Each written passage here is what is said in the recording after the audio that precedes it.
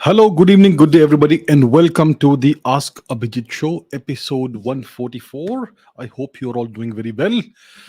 And before we begin, let me see who all is here with us. I can see Varun Barahir, Crazy Brain, Lage Raho Online, Jasmine Patel, Khushi Rani, Ronak Siddhant, Ra Singh, Abhishek Rao, Do Not Want Any Label, Santosh, Dipesh, Gitu Parna, Sushant Vansh, Ansh, Akshay, XP1101, Anish, Ramswarup, Abhishek, Pinky Kumari, Design, Tribe, Tarun, Yash, Smak, Saurabh, Khushro, Anushirvan, Sakul, VNT, Malik, Saurabh, Nikhil Singh Negi, YK, X Gamer, Alpha, GK, Vohum, Workout, Jai, Dheeraj, Din Sharma, Ram, Samir, Rishi, Chiching, Shriram, Fatty Just 8, Kamlesh Singh, Varun, Adarsh, Vishal, Sushant, Dude, Sayan, Vaibhav, Mr. Giga Chad of India, Jubin, Korean, Biju, VNT, Max, Gituparna, Hindu se Tavi Putra, Adi, Abhishek, Tejas, do not want any label, Brijesh, Anon, and lots of other people. I hope you're doing well. Sketch with Sneha, Sushant, Malik, Boom Shankar Boom, Pankaj, Indrajit, and lots of other people. Good evening, good day, all of you. So let's go into the questions as always. And today I will take a few more history questions. These days it's all been geopolitics, a lot of geopolitics. So let's take some history questions today, but we will start with some questions about geopolitics, about what's happening right now. So, question number one. Uh, it's by two people, Akshay and Shubham. Dr. Jaishankar openly criticized Quad partners for not endorsing India's map. Will the Quad reach its objectives if the West treats India in this manner? And what's your opinion about Dr. Jaishankar's recent statement about Quad countries not respecting India's opinions and India's map while expecting India to accept their opinion and views on Russia Ukraine conflict? So that's the way it's always been. The West sets the rules, and India and the Eastern nations need to just abide by the rules and do whatever we are told to do, right? And so they expect, so we know what the Quad is this grouping of four nations, which is India, the United States, Japan, and Australia. Now you know what my favorite term these days is. It's vassal state. So Japan and Australia, as we know, are US vassal states. Australia is essentially a US owned corporation or company. It's owned by the US, and Japan is under permanent US military occupation. So the Quad essentially is India and the US and a couple of US vassals. So the two nations that really matter are India and the US in the Quad. And in the Quad, and the Quad is, well, it's viewed in a variety of ways.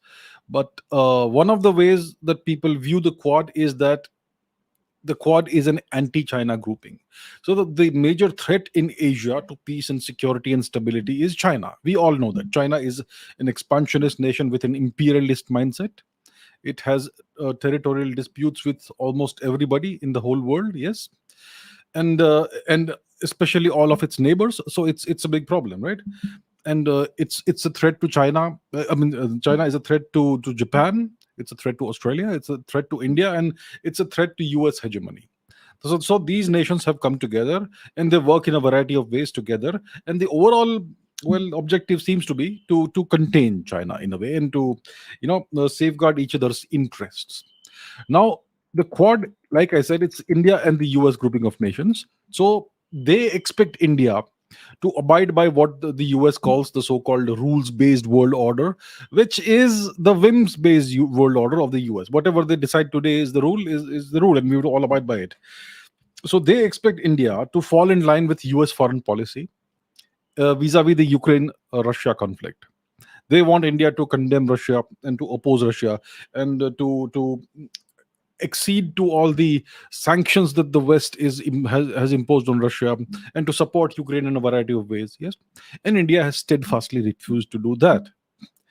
So, so the Quad nations, they are in disagreement with India vis-a-vis India's foreign policy with respect to Russia and Ukraine. Right. So and they have been pressurizing India. Mostly the US has been doing so, and indirectly, implicitly, there is a you know uh, an acceptance of the US stand from the perspective of Japan and Australia as well. So recently, I think Dr. Jaishankar was asked a question about the Quad or something like that. I don't know what the context was, but he said that he made the statement that the those nations that don't even endorse India's map want us to have the same position as them in the Ukraine-Russia war. So he said that if India does not meet the expectations, if India does not meet every expectations of the West, then it's fine. We are not bothered about it. Tough luck to the West. That's what Dr. Jaishankar said. And as we know, the US does not even accept India's map, right? The US is actively arming Pakistan. The US is actively bolstering Pakistan's military capabilities right now. Yesterday, the Secretary of State Blinken, he tweeted something. He tweeted that what did he say? He tweeted condolences or support to India on the occasion of the of 26/11, the anniversary of the Mumbai terrorist attack, which was carried out by Pakistan. And he tweeted out a message of support or condolences or whatever. And it's so hypocritical that on the one hand they are opposing terrorism, and on the other hand they are actively arming the one nation that is the world's epicenter of terrorism. Yeah, an outright terrorist regime whose only objective is to destroy India. So that's the kind of hypocrisy that the US has been indulging in essentially forever. And that's why there is a great deal of skepticism when it comes to India, the way India views the US and its pronouncements. Like I keep saying, focus on actions, not on words. The actions are like, we support India, we condemn terrorism. That's the words. But the actions are that they are arming the terrorist nation. And obviously, they do not even accept India's map of its territory. Right now, some portions of India's northern regions, some portions are currently temporarily occupied by Pakistan and some by China. So if you look at the official US maps, they show India in a truncated form. So they don't even accept India's map, right? They don't endorse India's map. But they want us to endorse their positions and accept their positions and have the identical position as them in a variety of things, right? So that's what Dr. Jaishankar spoke about, and it's good that he clarified this, that the West cannot expect India to accede to all their demands and to meet every expectation that they have of us. It's not going to happen. We have to work in a together in some kind of manner that is mutually beneficial, but don't expect us to fall in line with your demands. It's not going to happen. So yeah, that's what this was about. It's a good statement. Okay, PSR3 and Shaheen have this question. China ghosts India from the first Indian Ocean Forum meeting. What's happening? China recently hosted the first meeting of the Indian Ocean region, whatever, on development and cooperation with 19 countries. According to reports, China did not invite the major Indian Ocean region, India, and this is part of China's strategy to limit India's influence in the region. How can India respond to China's action? Let's take a look at first of all the Indian Ocean region. Yeah, geographically, let's understand what this region is. So this is the Indian Ocean region. Whenever we take a look at the map of India and its surrounding regions, we are looking at the Indian Ocean region. So the Indian subcontinent dominates the Indian Ocean region. As you can see, it protrudes thousands of kilometers into the Indian Ocean region. It dominates the entire region, and the other nations in this region are obviously the subcontinental nations: Pakistan, Sri Lanka, Myanmar, Bangladesh, Maldives, etc. Of course, we also have Malaysia and Thailand and Indonesia. We have Australia over here. We have various island nations like Mauritius and Seychelles, which you're not able to see here, but they're there. You have Madagascar and the entire eastern coast of Africa, and also the eastern nations in the Arabian Peninsula, like Oman, Yemen, maybe even UAE if you want, and a country like Djibouti, perhaps. Yeah. So this is the Indian Ocean region, and that's what this is all about, right? Now, what happened? What are we talking about? China and all that. So China recently had a meeting with a bunch of nations. Yeah. Let's put a news report on the screen. So 19 countries attended China Forum's Indian Ocean region meet, and India was absent. India was reportedly not invited, according to informed sources. Yeah. So which nations did China invite? I'm sure there's a list somewhere here. Otherwise, I can list it out. So the Chinese invited the Indian subcontinent nations like Sri Lanka, Pakistan, Bangladesh, Myanmar, the Maldives, etc. It also invited nations like Indonesia and Iran, and other subcontinental nations that are not they don't have a coastline, like Nepal and Afghanistan. Then you had Oman as well. Then you had Seychelles, Mauritius, and Madagascar, the island nations, and then nations along the African eastern coast, like Djibouti, Kenya, Mozambique, Tanzania, and South Africa, and Australia as well. And apparently, there were representatives of three international organizations also. I don't know which organizations these are. And the Chinese chose not to invite India, according to what they are calling informed sources. So, and this whatever this was, this event was hosted by Luo Zhaohui, the former vice foreign minister and the former ambassador to India. So, what's happening? The Chinese obviously have geopolitical ambitions in the Indian Ocean region. Of late, in the past decade or so, their navy has been more active in the Indian Ocean region. Let's go back to the map. So, so, and they as we know, they have acquired certain naval bases in this region. One is the Sri Lankan port of Hambantota. Here it is, Hambantota, which the Chinese have acquired on a 99-year lease. This was done when Mr. Rajapaksa was in power. Yeah, it's always easy to do such things when a corrupt person is in power. I mean, there are allegations that Mr. Rajapaksa was allegedly corrupt and very much pro-China. So one such asset is Hambantota. The other asset is the Pakistani port of Gwadar over here, which is close to the Iranian port of Chabahar. And the third one is the naval station or whatever it is in Djibouti city, which is at this strategic choke point between the Gulf of Aden and the Gulf and the Red Sea. Yeah. So the Chinese would like to start dominating in the future the Indian Ocean region. Now, as we know, their superpower ambitions have recently encountered significant setbacks. Yeah, the economy is not growing, and lots of other things have happened. But they still will try to do everything they can to keep on pushing those ambitions. So they want to create some kind of understanding or cooperation between all the nations of this region and exclude India, because the major nation in the Indian Ocean region is India. India considers, if you listen to the words of the Indian foreign ministry and other government officials, India considers the Indian Ocean region to be its so-called strategic backyard, and China wants to encroach into this region. So that's what's happening. It's interesting that nations like Australia, that are part of the Quad, chose to attend this meeting, and obviously nations like Sri Lanka and Pakistan, obviously it's to be expected. So that is what is happening, right? That's what's happening. Now we also have to understand that there are other organizations in the Indian Ocean region. One is the Indian Ocean Rim Association of Nations, which is essentially led by India. So this is an association that has, I think, 23 member countries. Yeah, this association comprises 23 member states and 9 dialogue partners, and China is one of the dialogue partners. Yeah, and some organizations have observer status. So this is essentially led by India to a certain extent. The first summit was held in 2017 in Jakarta. The second one was held in Abu Dhabi in the UAE in 2019. And since then, this organization doesn't seem to have been very active. At least no summits have taken place.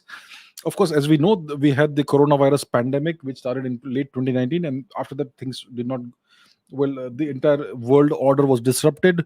So maybe that's one of the reasons why it's not happened. So China seems to be attempting to create a parallel kind of organization, which is a rival to the Indian Ocean Rim Association. Yep. So that is the geopolitical tug of war that we are witnessing, and that's what this was all about. So this organization, the Indian Ocean Rim Association, is to a large extent led by India. So that is the geopolitical situation. The Chinese are still not giving up. I mean, why would they give up? Yeah, they want to. Um, they would like to have more naval bases. They would like to restart the, what they call it. What do they call it? The maritime Silk Route initiative that they created in conjunction with the BRI initiative, their Belt and Road Initiative, yeah, whatever they call it. Yeah. So that's what's happening. So China, so on the one hand we have BRICS. On the one hand we have BRICS: Brazil, Russia, India, China, and South Africa. In BRICS there are three major nations that really count: India, Russia, China. And lots of nations are now applying to join BRICS. So BRICS could be greatly expanded by 2025, 2026. But for BRICS to be a viable organization, an organization that actually works, for that to happen, India and China have to work together. India and China have to find some common ground to work together. If India and China are, they continue to have this extremely greatly adversarial relationship, then BRICS is a non-starter. BRICS is like, you know, it's not going to work. And yet we are seeing China doing all these things, you know, trying to intrude into the Indian Ocean region, trying to create a parallel organization in parallel to what India has created. So India and China are not going to be what would colloquially be called friends. India and China are going to be rivals. Even if they can manage their differences to some extent, India and China will remain rivals as long as China occupies Tibet. Like I've said in the past, the real solution to the China India issue, rivalry, enmity, whatever you want to call it, is Tibet. And China knows this very well. If Tibet becomes free again, then India and China will not no longer have any enmity. India and China are enemies because there is a shared border which is currently undemarcated, because China has steadfastly refused to demarcate the border. And China has been indulging in all kinds of provocative actions along the border in other places as well. And now this is another, I would consider this a provocation. I'm sure the Chinese have a legitimate right and interest in expanding their footprint in various parts of the world, but as we know, the Chinese peaceful rise is anything but a peaceful rise. So India will have to keep a very close eye on Chinese activities. It's good that Australia was part of it. Australia is also part of the Quad, so they can keep an eye on what's happening within this Chinese initiative, this meeting of the Indian Ocean region, whatever it is. Yeah, so we will have to keep a close eye on this. And India and China are, the relationship is not improving anywhere as much as people would expect it to. Yeah, recently Mr. Modi and Mr. Xi, they interacted briefly in Bali during the G20 summit. So there seems to be a minor thaw. At least the two leaders are now talking to each other, greeting each other, you know. So the relations really nosedived after the Galwan incident, in which the Chinese provoked the Indian soldiers. 20 Indian soldiers died, and I don't know how many Chinese died: 40, 60, 80, 100, whatever. Lots of Chinese died. And yeah, so the relations have been really bad since then. Now there seems to be a slight thaw, but and yet India simply cannot trust China. The Chinese would like to encroach in all spheres of Indian influence, and essentially try to erode India's geopolitical influence. So that's the situation right now, and it's not a big surprise that this has happened. Okay, Daniel Nicholson says, if we could add new member states in BRICS, would it be feasible to militarize BRICS like NATO? If so, could this lessen temporarily for about 2 decades frictions between members like India and China by increasing military cooperation, as India needs peacetime for at least another decade to push for the $10 trillion GDP mark? See, let's talk about NATO. NATO is dominated by just one nation. What is NATO? It's the North Atlantic Treaty Organization. It's the US and the nations of Western Europe. So in NATO, there's only one major power. There's only one major pole. It's the US. NATO is the US and its vassal states in Europe. In Europe, there is only one real power, which is the US. It's not Germany, it's not France, it's not Italy, it's not Spain, it's not something else. In Western Europe, there's only one real power, military and economic power, which is the US. So NATO is entirely led by the US. NATO is a proxy for the US. That's why, and everything that happens in NATO is dictated by the US. whatever economic policies they have, whatever military policies they have, the US has nuclear weapons on the territory of several European nations, yeah, which are all members of NATO. So it's entirely led by the US, and that's why it's a military alliance. In the case of BRICS, we have three major nations: India, China, Russia. And India and China don't have a good relationship. It's been a terrible relationship. India and China have gone to war twice: 1962, 1967. 62, the Chinese won; 67, India won. And you're not taught about it. Yeah. China and Russia nearly went to war in the 1960s. The Ussuri River clashes. The Russians, the Soviets had decided to nuke China, and it's the Americans that saved China. That border dispute is right now resolved, but it will be reopened by the Chinese when they deem that the time is right.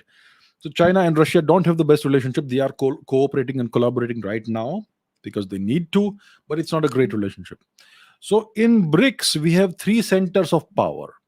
BRICS is not dominated by one single nation. It's the Chinese would like to dominate BRICS, but if India and Russia work together, then they can counterbalance China and BRICS. So within BRICS, there is all this friction, and India and China are essentially enemy nations. So you cannot have a military alliance within BRICS. It's simply not feasible. How do you expect? It's like expecting India and Pakistan to have a military alliance, and in the militaries of India and Pakistan to cooperate and collaborate in a variety of ways.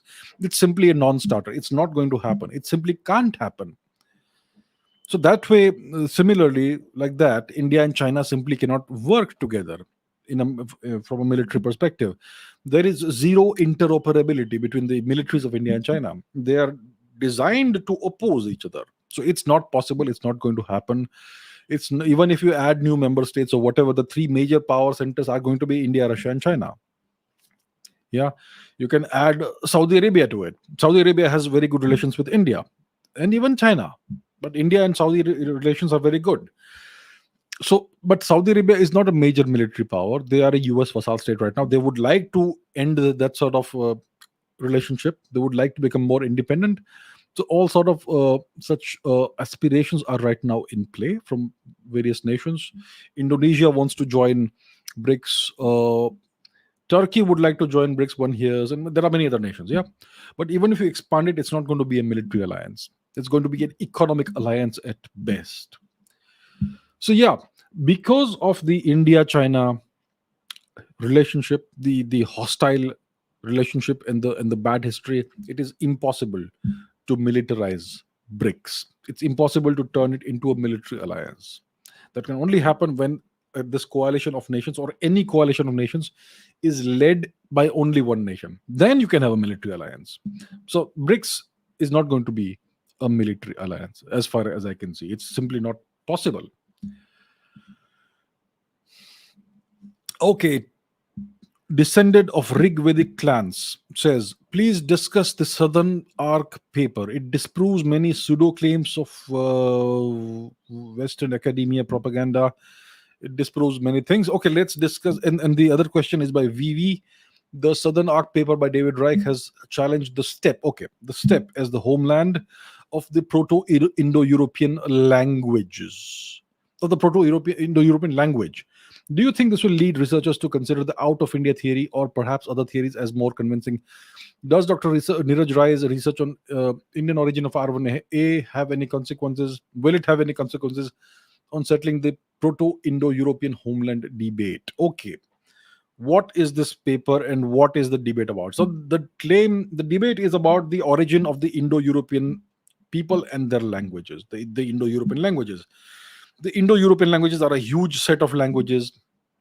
I think more than 2 or 3 billion people in the world speak Indo-European languages. And it is hypothesized that this entire family of languages originated in the distant past from just one language. And as people spread across the Eurasian continent, these different languages evolved out of that because these people were no longer in touch. So the languages evolved differently. And eventually they became the entire family of languages that we see today, the Indo-European languages. And there are two theories, obviously, when it comes to India, out of India, and the Aryan invasion, migration, tourism, picnic theory. So the dominant theory, which your textbooks will teach you and which your esteemed professors will teach you, is that India was invaded by white people, white skinned people called the Aryans about 3,500 years ago. It's about the origin of India. It's about the origin of you and your languages and your culture. That's what the entire question is about. So the dominant theory is that the dominant theory is that Hinduism and Sanskrit are foreign to India. They represent an invasive force, a hegemonic, oppressive, patriarchal, misogynistic, evil force. So Hinduism and Sanskrit are the culture of evil invaders. That's what you are taught, and that's what the entirety of the Indian such as you know citizenry is made to believe because of the education system.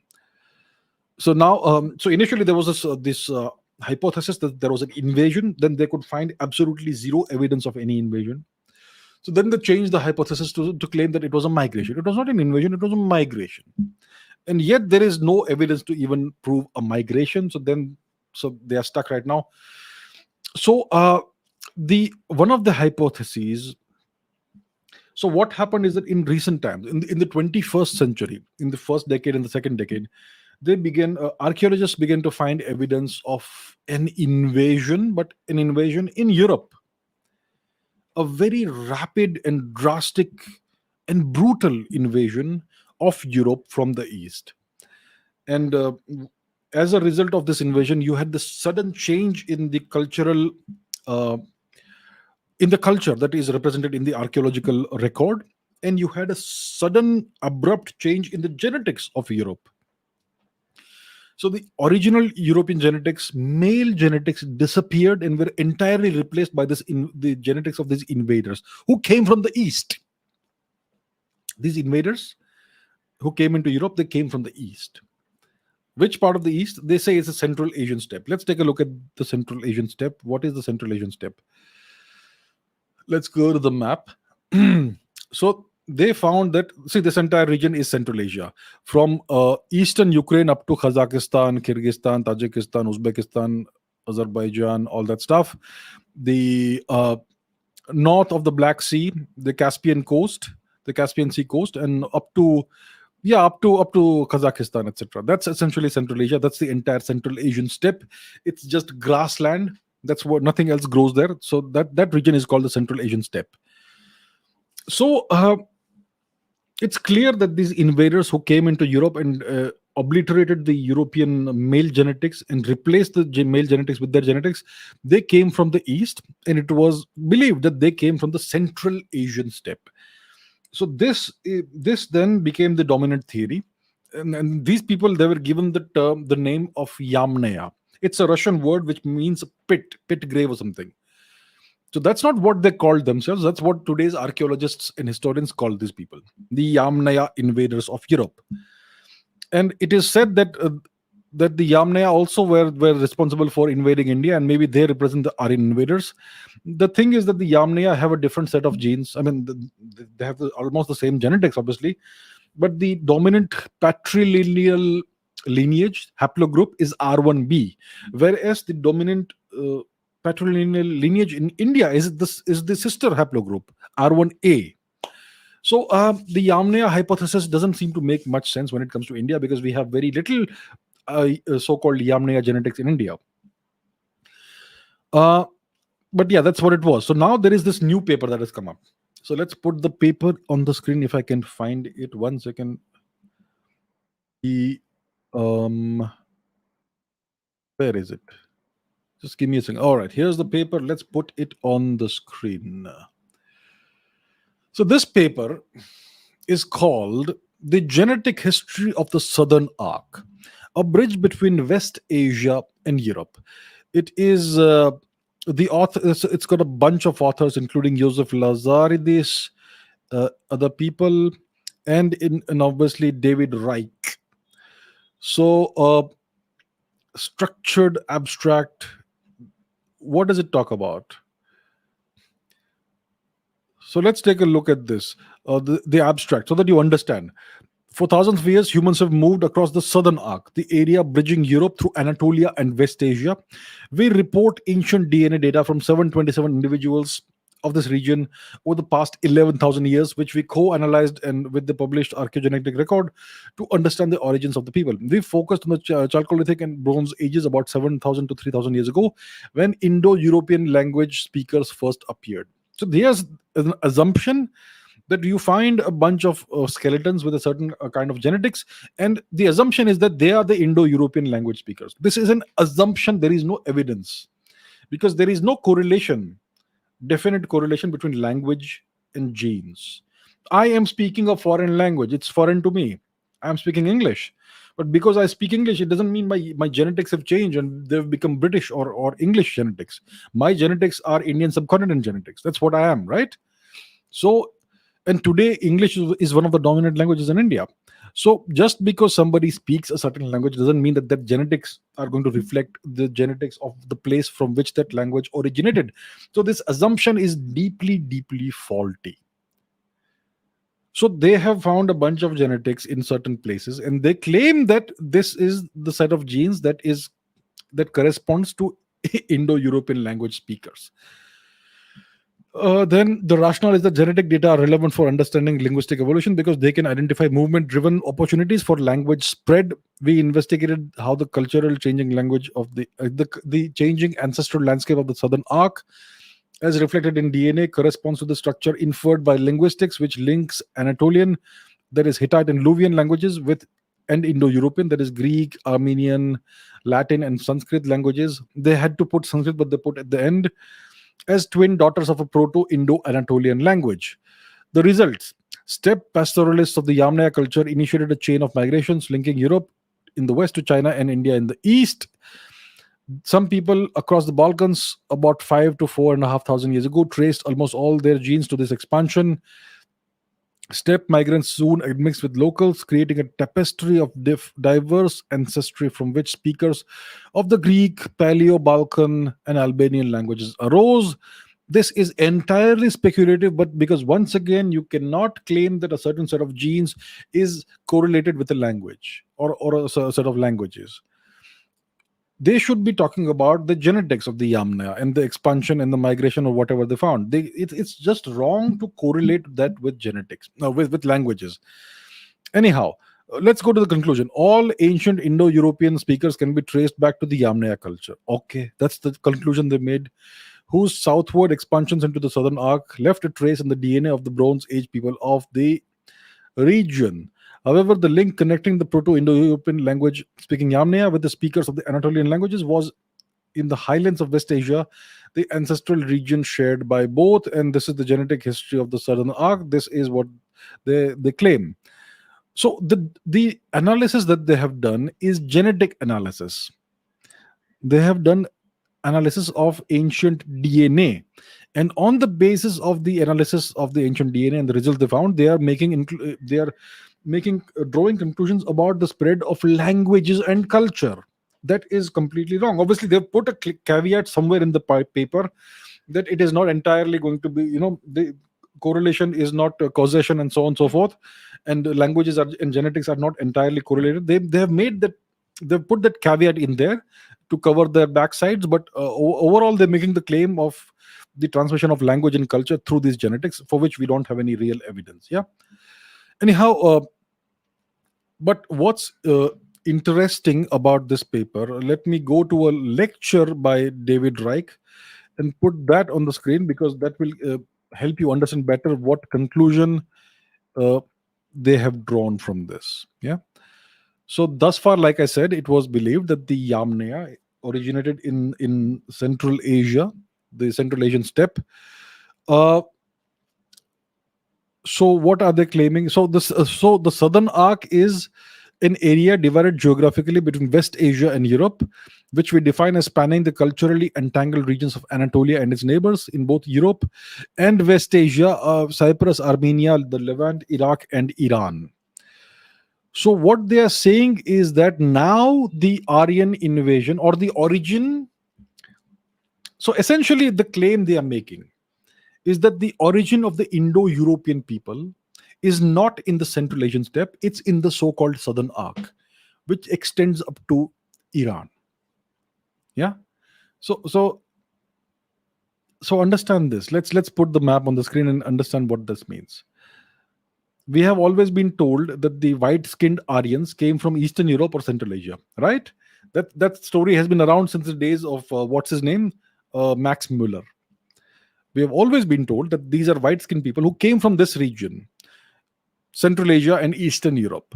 Now, based on the genetic evidence, David Reich and his team are saying that no, the Aryan invaders, they originated in the so-called Southern Arc, which is from Anatolia, which is the major part of Turkey, all the way up to Iran. So now the Aryans, they came from this region, not from Central Asia. I have always been saying for the longest time that what is the ancestry of the Yamnaya? Where did they come from? So now they are attempting to answer that question, and the claim is that they came from Iran. Now my question will be, where did they come from before that? Obviously, they did not spring out of the soil in Iran or Anatolia. They must have come from somewhere else before that. So this is a story. This is research that's in progress. One of the major criticism is that they have completely disregarded Indian genetics. Now we are finding genetic information from India as well. The Swat Valley, the Indus Valley, the Saraswati Sindhu Valley region, and so on. The so-called Indus periphery genetics that they've found in other places, but which are closely related to Indian genetics and so on. It doesn't, as far as I've seen, there is no, those pieces of genetic evidence have not been considered while, as far as I know, in this paper.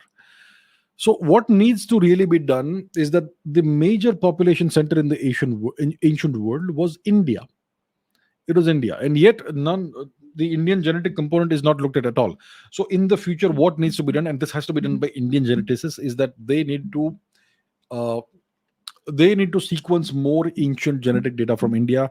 We have so many ancient samples sitting in museums. I know most of them will be contaminated because our archaeologists don't know how to handle ancient bones and all. But I'm sure we will find new sets of bones, ancient remains. We found some in Sinauli. We will find more in the Saraswati Sindhu region. We need to sequence the DNA from there. We will find ancient DNA. Some of it will be preserved. So that needs to be brought into the picture to understand the origins of the people of India and the Indo-European speaking people, what they call the Indo-European speaking people. So this paper, why is it important? Because now it changes the focus of the origin of the Indo-European people from Central Asia to the so-called Southern Arc, which now includes Iran. Now, Iran is geographically, you may not see it this way because you've been taught geography from a certain perspective, but Iran is geographically part of this Indian subcontinent. It is, if you go west from let's say Rajasthan, there is absolutely nothing in your way, like mountains or something, that will stop you from reaching Iran. It's just one continuous expanse. So Iran, I mean, even if you see my podcast with Dr. Neeraj Rai, there is a podcast which I have on this channel. He also refers to Iran as being part of the Indian subcontinent. So if the origin of the Indo-European people is from Iran, there could be a significant linkage with the Saraswati Sindhu region as well. So all of this has been neglected. So this is obviously a work in progress, but it's important because now the claim is going to be that the Indo-European people, which is colloquially called the Aryans, the Aryan invaders. The Aryan invaders did not originate from Central Asia or Eastern Europe. They originated in the Southern Arc, which is Turkey, Anatolia, and Iran. And in the future, when more evidence emerges, I'm sure the focus will move further eastwards into the Indian subcontinent. It's going to happen. And so it's still a work in progress, but that is what this paper is about. So now even David Reich and his team are admitting that, the origin of the Yamnaya invaders who invaded Iran is in the Southern Arc, which includes Iran. And in the future, let's see where it takes us. So yeah, that's the deal. That's what this paper is about. I have not gone into the specifics in great detail, but that is the overall the conclusions of the paper, the claims that it makes. Okay, not a gamer says, how similar are Old Persian and Sanskrit, as they both had a common ancestor? The assumption made in this question is that Old Persian and Sanskrit had a common ancestor. So where did this assumption come from? I don't really know. Maybe it's something that is taught in textbooks and our eminent professors and teachers tell us this. Let's talk about how similar are Old Persian and Sanskrit. So how do we find out about Sanskrit? Okay, and Persian. So one of the best evidences of Old Persian is the Behistun inscription. The Behistun inscription is a very famous inscription by the Persian king Darius the Great. And this place called Behistun, which is now called Behistun, it was earlier called Bhagastan in Persian. The Old Persian language, in that language, the name of this place was Bhagastan. It is now called Behistun. So let's take a look at the Behistun inscription and try to see if it has any similarities with Sanskrit. You may all think that you don't know Sanskrit. Sanskrit is some very strange and difficult language. That's not the case. You all speak some Sanskrit. If you speak an Indian language, it is guaranteed that you use a lot of Sanskrit vocabulary. So you all actually know Sanskrit, not spoken Sanskrit, not conversational Sanskrit, but you do know Sanskrit vocabulary. So now let's take a look at the Behistun inscription. Let's take a look at the first paragraph or whatever it is. So this is in the cuneiform script. Now what does it say if you read it out? It says, Adam Darayavaush Akshayathiya Vajraka Kshayathiya Kshayathiyanam Kshayathiya Parshaya Kshayathiya Dahyunam Vishtaspasya Putra Arsa Mahya Napa Haksha Manashya Tatiya. So this sounds like corrupted Sanskrit. It sounds like you take Sanskrit and you mangle it up and you mispronounce some words, and that's what it sounds like. So if you were to speak it in proper Sanskrit, it would say, Aham Darayavaush Kshatriya Vajraka Kshatriya Kshatriyanam Kshatriya Parsheya Kshatriya Dasyunam Vishtaspasya Putra Arsamasya Napa Haksha Manishya Tatiya. What does it mean? Aham Darayavaush means I am Darayavaush. Kshatriya Vajraka. Kshatriya means, we know what Kshatriya means in India, but for the Persians it meant king. So Kshatriya Vajraka means great king. I am Darayavaush, the great king. Kshatriya Kshatriyanam means king of kings. Kshatriya Parsheya means the king of Persia. Kshatriya Dahyunam means the king of the Dasyu people, other people who I rule, my vassals. Yes. Which means the king of other kings. Vishtaspasya Putra means I am the Putra, the son of Vishtaspa. Arsha Mahya Napa means I am the grandson of Arsha. Haksha Manishya Tataya means I belong to the dynasty of Haksha Manish. Right? Now let's take a look at this further. Darayavaush Kshayatya Mana. He says, Mana Pita Vishtaspa. Vishtaspasya Pita Arshama. Arshamasya Pita Arya Ramna. Arya Ramnasya Pita Chishpish. Chishpishasya Pita Haksha Manish. And so on. So he's recording his lineage. He says, my father was Vishtaspa. Vishtaspa's father, Pita, was Arshama. Arshama's father was Arya Ramna. And so on and so forth. So he speaks about his entire lineage, the lineage of his dynasty, of his ancestors, starting from the emperor Hakshamanish, the founder of the Hakshamanish dynasty, the Achaemenid dynasty. So as you can see, this is all written in Old Persian. If you know Sanskrit, or even if you know Hindi or any Indian language, you will understand to a certain extent what is being said over here. That is the interesting part. So now the question is, which came first? Which language came first? Did old Sanskrit, Old Persian come first? Did Sanskrit come first, or are these two languages sister languages and they descend from an older language? These are the questions, right? Now, if you look at the Behistun inscription, you will find that it sounds like broken or corrupted or mangled Sanskrit. It sounds like an Apabhransh language of Sanskrit. What are Apabhransh languages? These are descendant languages of Sanskrit. These are corrupted forms of Sanskrit.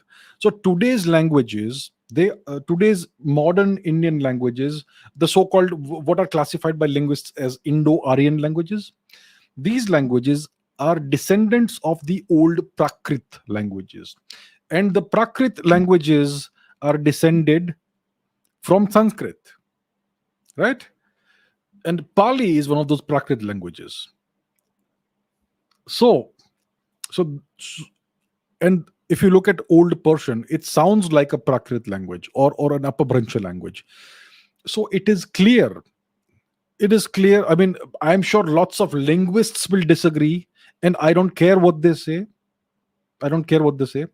Yeah, but it is clear that this language, Old Persian, is an Apabhransh of Sanskrit, which means a bunch of Sanskrit speakers migrated out of India, they settled down in Persia, and over several centuries, the language changed. It became corrupted. That's what happens. That's how languages have evolved in India. So, Old Persian is an Apabhransh, it's a daughter language of Sanskrit. And you can see it looks and sounds quite similar. You can actually, if you know Sanskrit or if you know any Indian language, you will actually understand much of what Darayavos was saying 2,500 years ago, right? So you can see the similarities. So the question is, how similar are Old Persian and Sanskrit? They are quite similar. Old Persian and Sanskrit, the difference between them is like the difference between Portuguese and Spanish, kind of. To some extent, like the difference between English, British English, and American English.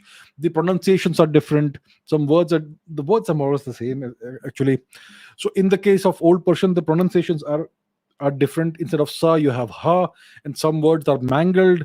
The kshatriya becomes kshayatiya, and so on. But overall, you can understand what Darayava was also saying. You don't need to know Persian. You just need to know Sanskrit, and you will understand everything that Darayava was saying in this inscription. So that's the answer. Very similar languages. Old Persian was a descendant of Sanskrit, not a sister language. They did not both have a common ancestor. The ancestor of Old Persian was Sanskrit itself. That is the deal. All right. So that is the answer to the question. Okay, Akshay says, what are your views on Graham Hancock and his latest Netflix series, Ancient Apocalypse? And YK says, have you watched Graham Hancock's Ancient Apocalypse Netflix series? What do you think of it? I hope future seasons of this will cover ancient India as well. Okay, so I recently did go ahead and watch this series. So I have spoken about Graham Hancock before. I think he is an important scholar and researcher in history, in ancient history. He puts forth the perspective or the idea, and based on a lot of evidence, that human history is not what we are taught it is. It's much older than what we are taught. And so he puts forth a different narrative based on different perspective, not narrative, perspective based on genuine evidence. But some of his claims obviously seem a little far-fetched. I mean, one of the claims that he made is that there was a, like the title says, ancient apocalypse that happened about 13,000 years before today, called the Younger Dryas event. And now we have found evidence that this actually happened. It was an apocalyptic calamitous event, most likely caused by a meteor strike or a strike of a comet or multiple fragments of a comet or meteor. They have found evidence of this now. There is a meteor buried under the ice in Greenland that they found, which corresponds to this date. And there's other evidence as well. So yes, many of his claims are actually based in facts, and they have been corroborated. So he should be taken seriously. So, and now he has come up with this series called Ancient Apocalypse. And I went ahead and watched it. It's 7 or 8 episodes, all about 28-30 minutes long. So what do I think of this? So let's first put this on the screen, the IMDb page for that series, Ancient Apocalypse. And let's take a look. So it's pretty well reviewed. It's got a 7.7 out of 10 rating. As you can see, it seems people seem to like it. Let's take a look at the episode guide so that we can speak further about this. So episode 1 is about a flood. Graham Hancock travels to Indonesia, to a place called Gudang Panang or something, to investigate a megalithic pyramid. So yes, there is a pyramid there that seems to date back to, its origins date back to about more than 20,000 years before today. And so that once again forces us to re-examine history, that if a structure is more than 20,000 years old, we have to revisit the way we look at history. That in the past, first of all, in the past, when the ice age was in full force, the sea levels were significantly lower, and many land masses existed that are now submerged. For instance, the whole of Indonesia was a massive, gigantic landmass connected to Asia, connected to India. Yeah. Today, it's all a bunch of islands. At that time, it was a landmass, and there's so much that has been lost, and it's submerged under the sea. So yeah, that's what this was about. Then there is. Then he goes to Mexico. There are pyramids in Mexico, ancient pyramids. There is the tradition of Quetzalcoatl, the civilizing hero. Yeah, that's what's mentioned here, who came after a big flood. So there is this flood myth everywhere in various parts of the world, which speaks about a great flood that almost destroyed the world, and then humanity started again after that. Then he goes to Malta, where there are these megalithic temples, one of which is called Gigantia, and so on. He speaks about that. Its orientation with the star Sirius and all that. He speaks about that. Then he goes to the Bahamas, the Bimini structure, and he shows that over there also there was much of it was above water, what is now submerged under the water, and there is a massive megalithic structure over there called the Bimini something or the other. Then he goes to Göbekli Tepe in Anatolia, where you have this 11,000-year-old structure, it's a megalithic structure in Göbekli Tepe, and it's not alone. There are a bunch of other structures around it which date back to almost 12,000 years ago. So once again, and these were apparently deliberately buried for some reason. So he speaks about that over there. Then he goes to North America. There's a serpent mound. He speaks about how Native American culture has been systematically destroyed and erased, and very little of it survives now. And yet some of it survives, like the serpent mound, which once again is aligned with certain celestial events like the solstices and all that. Then he goes to Turkey, where there are certain underground cities, which is very interesting, which could have been bunkers designed to survive some kind of apocalyptic event.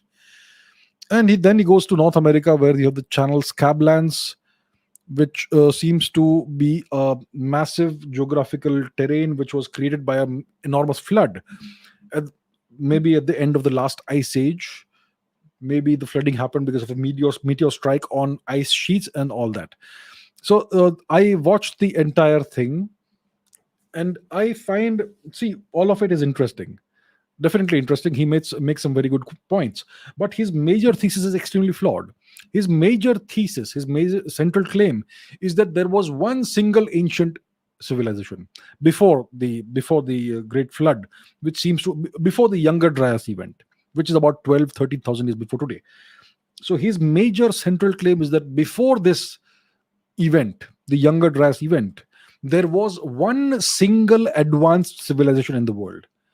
And after the Younger Dryas event and the flooding or whatever happened, then this one culture, advanced culture, somehow survived to some extent, and they sent civilizing heroes to various parts of the world.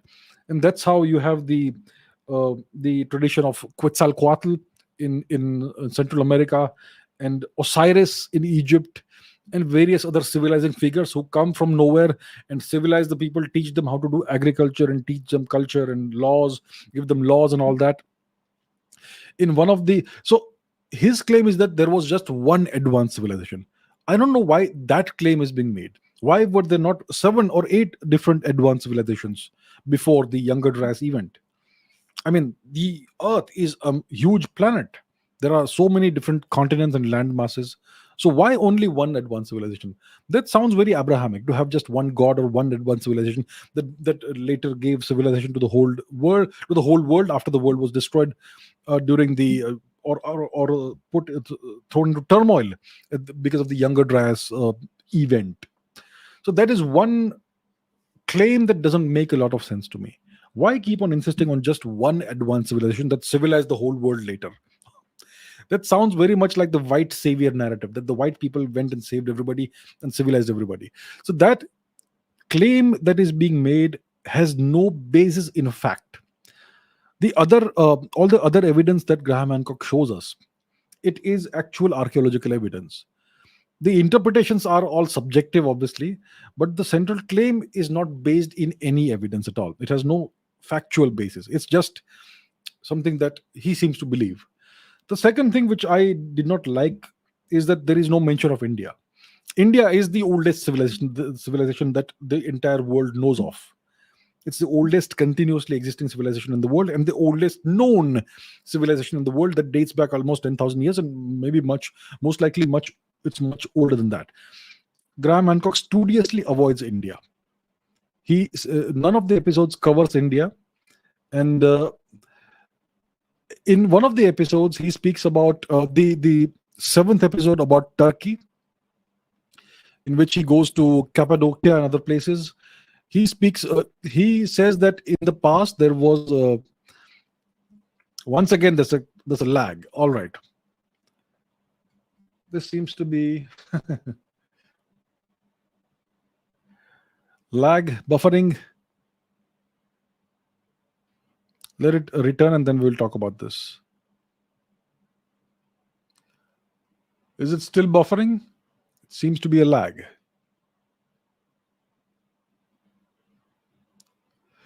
Lag.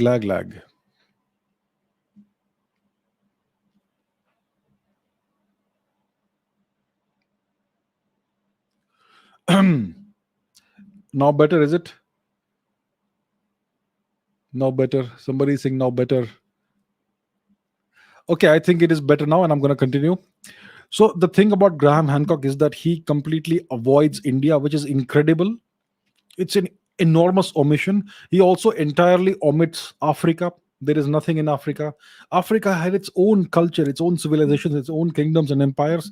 Graham Hancock completely ignores Africa. He completely ignores India as well. In the seventh episode, which is about Turkey, he refers to Zoroastrianism as the world's oldest religion.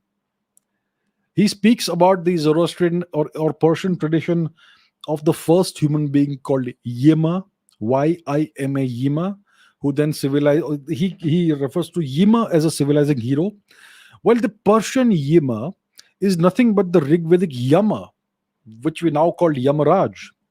So in the Indian in the Vedic tradition, the first human being was Yama. Actually, there were two human beings, twins, Yama and Yami. Yami was a twin sister of Yama. And these two siblings were the children of Surya, the sun. Yeah. So that is the tradition. That's the Vedic tradition. And the Persians also follow this tradition because they came out of India. So in Persia also they have the tradition of Yima. They don't call him Yama, they call him Yima. So Graham Hancock speaks about this. He refers to Yima as a civilizing hero. And he says that Zoroastrianism is possibly the oldest religion in the world. He totally sidesteps the fact that it all came out of India. So there are major holes in Graham Hancock's perspective. Maybe it's deliberate. He completely ignores the largest continent in the world, Africa. Nothing there. And he completely ignores the oldest civilization in the world, India. So and many of the claims he makes are based on leaps of imagination, and so much of his work is interesting. It is certainly important, but his conclusions and his claims many of them are fantastical. His claim of an ancient civilization, one single ancient civilization which was very advanced, it's based on no fact or data at all. Yeah.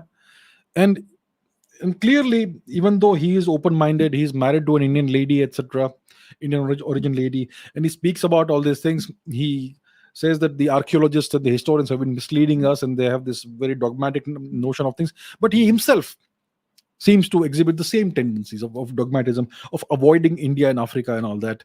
And many of the conclusions he draws are not really based in facts.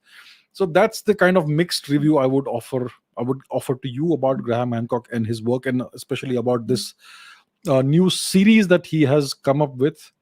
Yeah, it's okay. It's interesting to watch, but I was really surprised to see that there's no mention of Africa or India at all, nothing at all.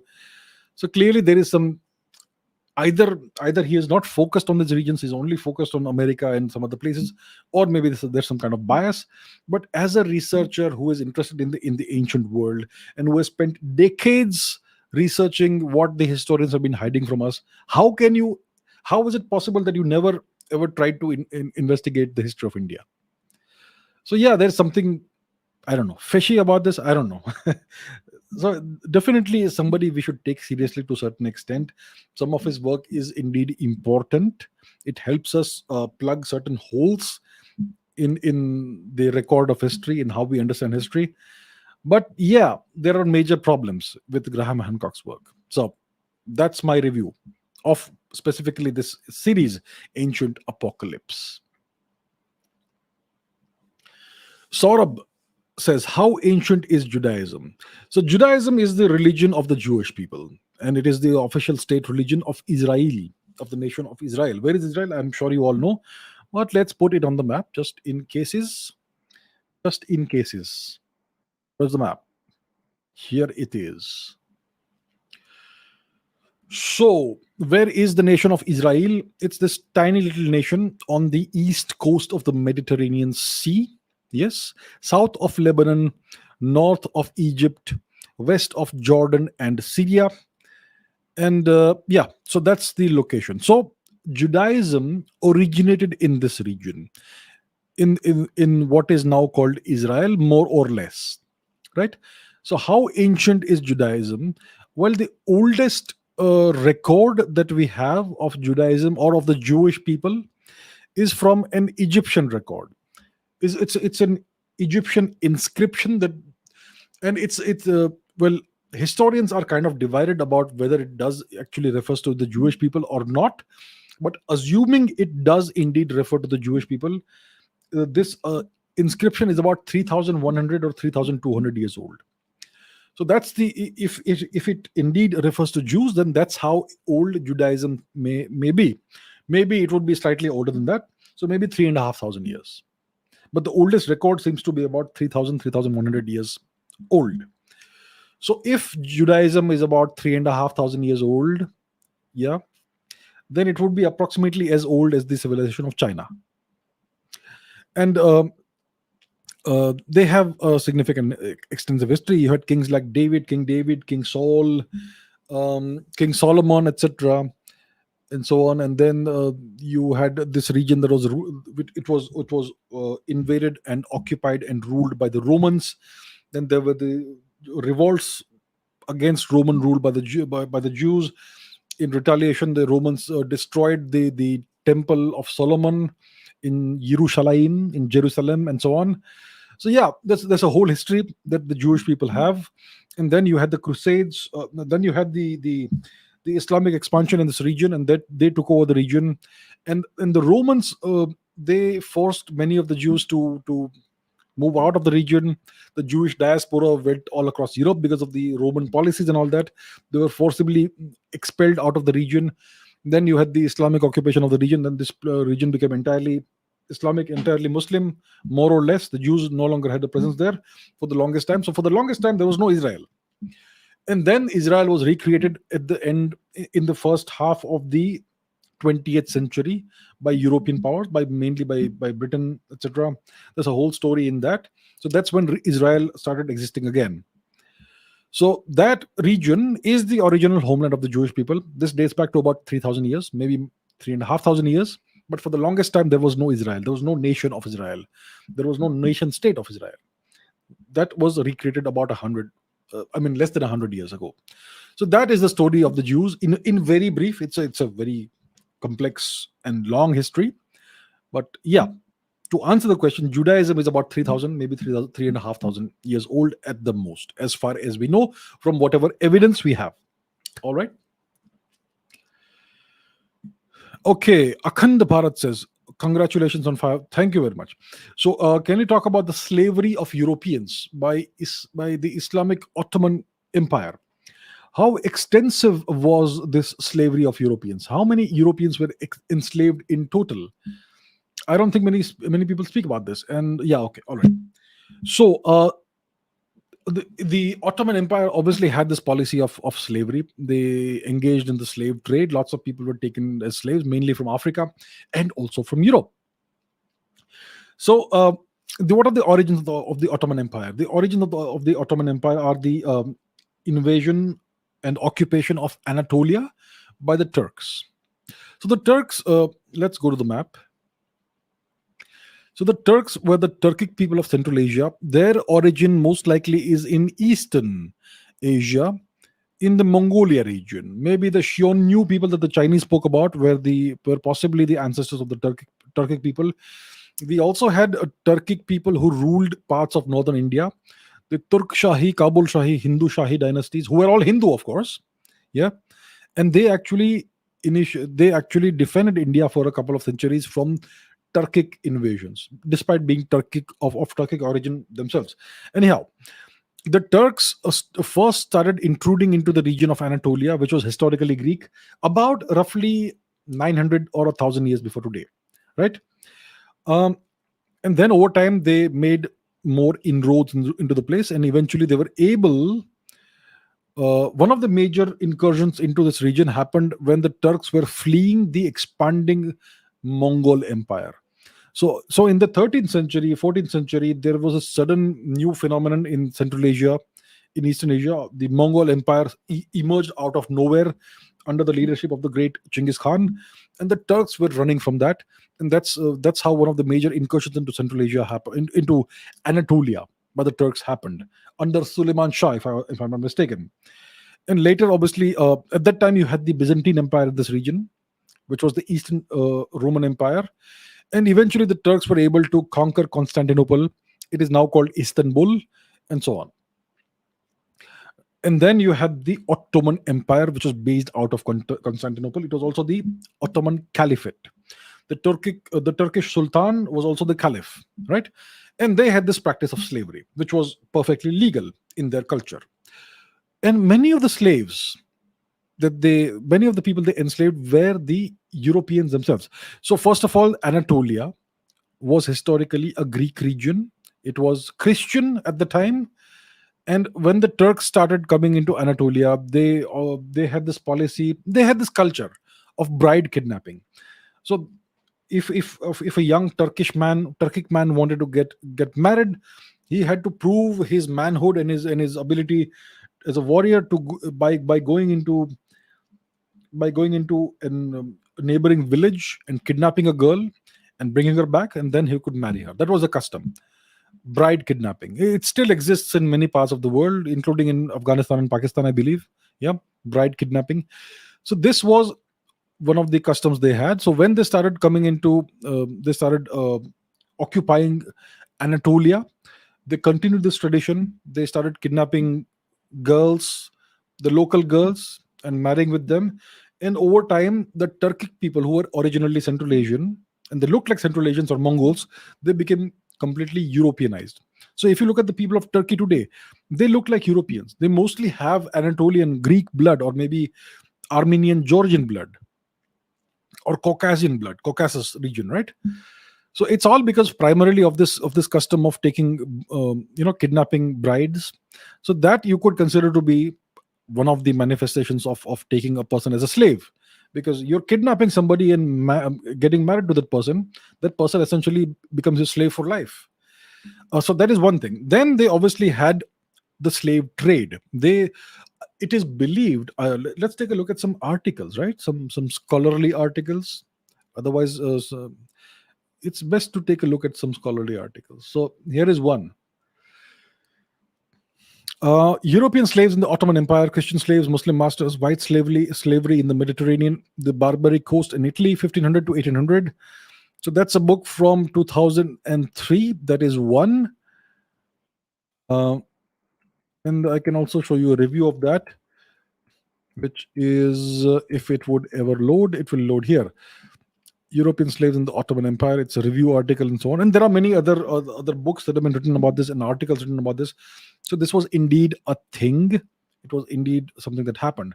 So it is believed that in the Black Sea region, over a period of about between 1500 to about 1800 or so, the Turks took about 2.5 million European slaves.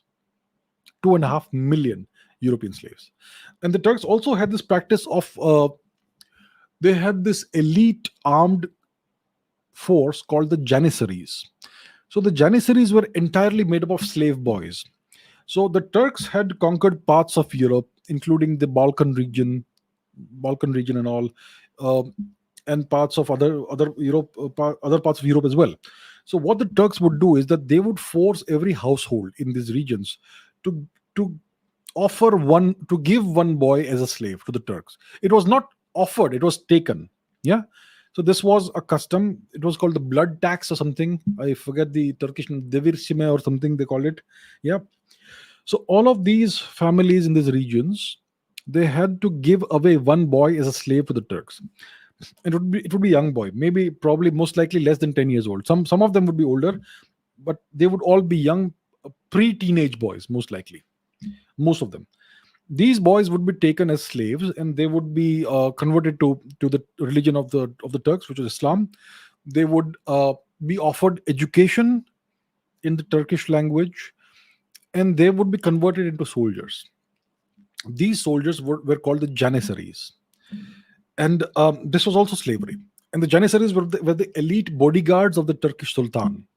So that's how deeply they were indoctrinated, and they became fanatical in the support of the Turkish Sultan. One of these boys who was taken as a hostage, as a slave, was Prince Vlad of Wallachia, who was later known as Vlad the Impaler. So he went on to escape somehow Turkish captivity, and he became one of the major opponents of the Turks in Romania. He was later called Vlad the Impaler. He's also known as Vlad Dracul or Draculia, which is from where the entire Dracula story comes from. Yeah. So yeah, that's an interesting historical nugget. Yeah. So yeah, the Turkish slave trade was very extensive. They also used to purchase slaves from the Barbary slave traders, which was in the North African region, the Mediterranean region. The pirates, they used to raid ships and raid the coasts and all, and take slaves and then sell these slaves to the Turks. That's how it was. There was a time when in Istanbul, in Constantinople, about 20% of the population was made up of slaves, and many of them were of European origin. Yeah.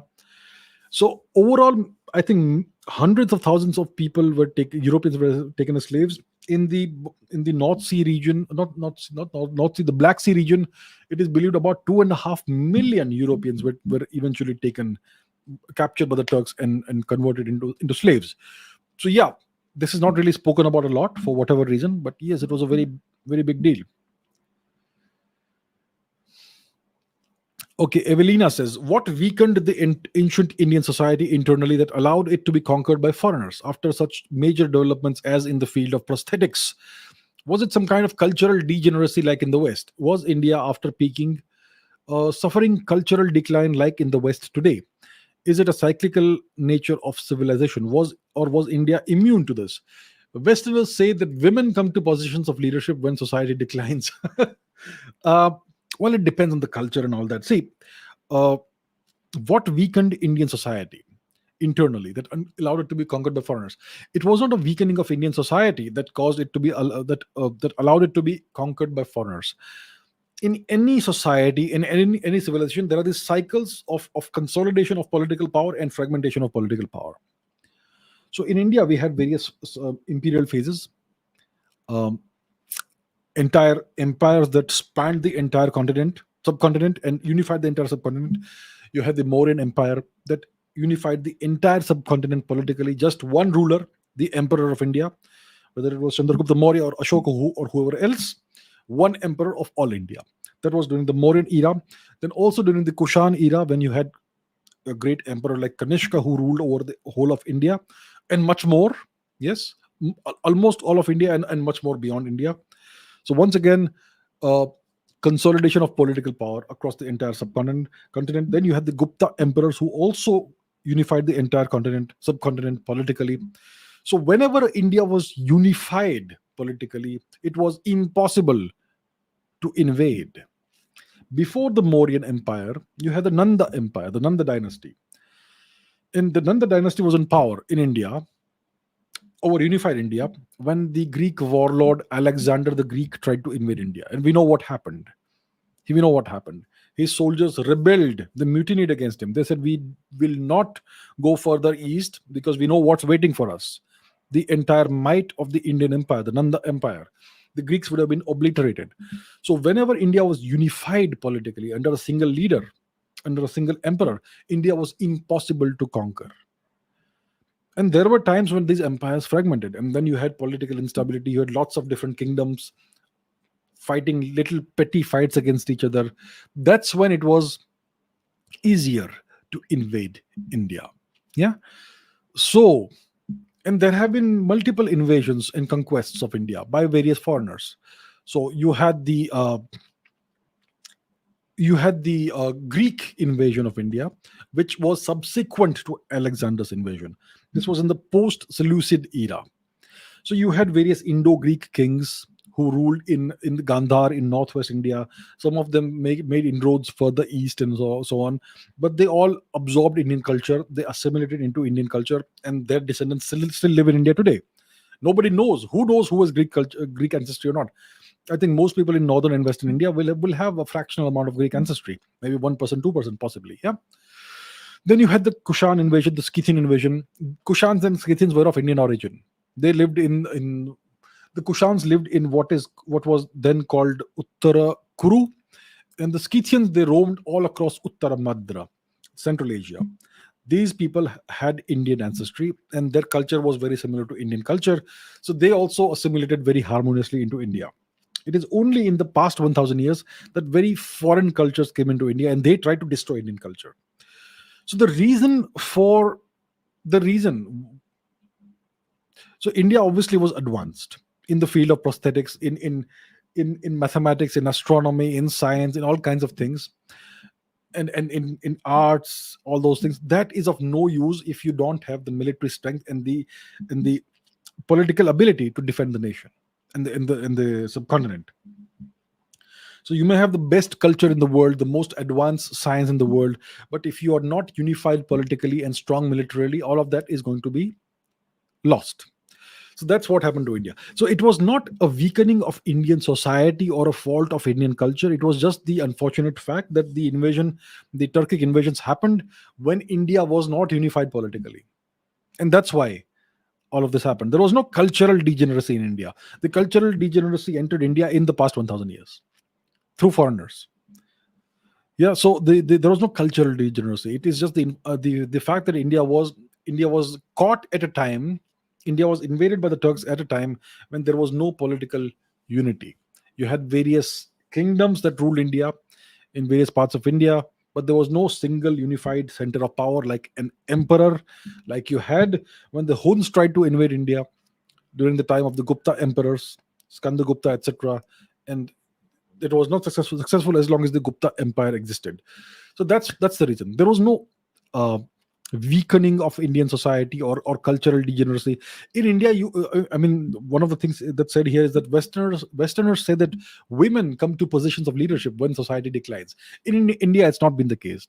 In India, women have been in positions of power, and it's not been a symptom of the decline of society. It's been a symptom of the strength of Indian society in Indian culture.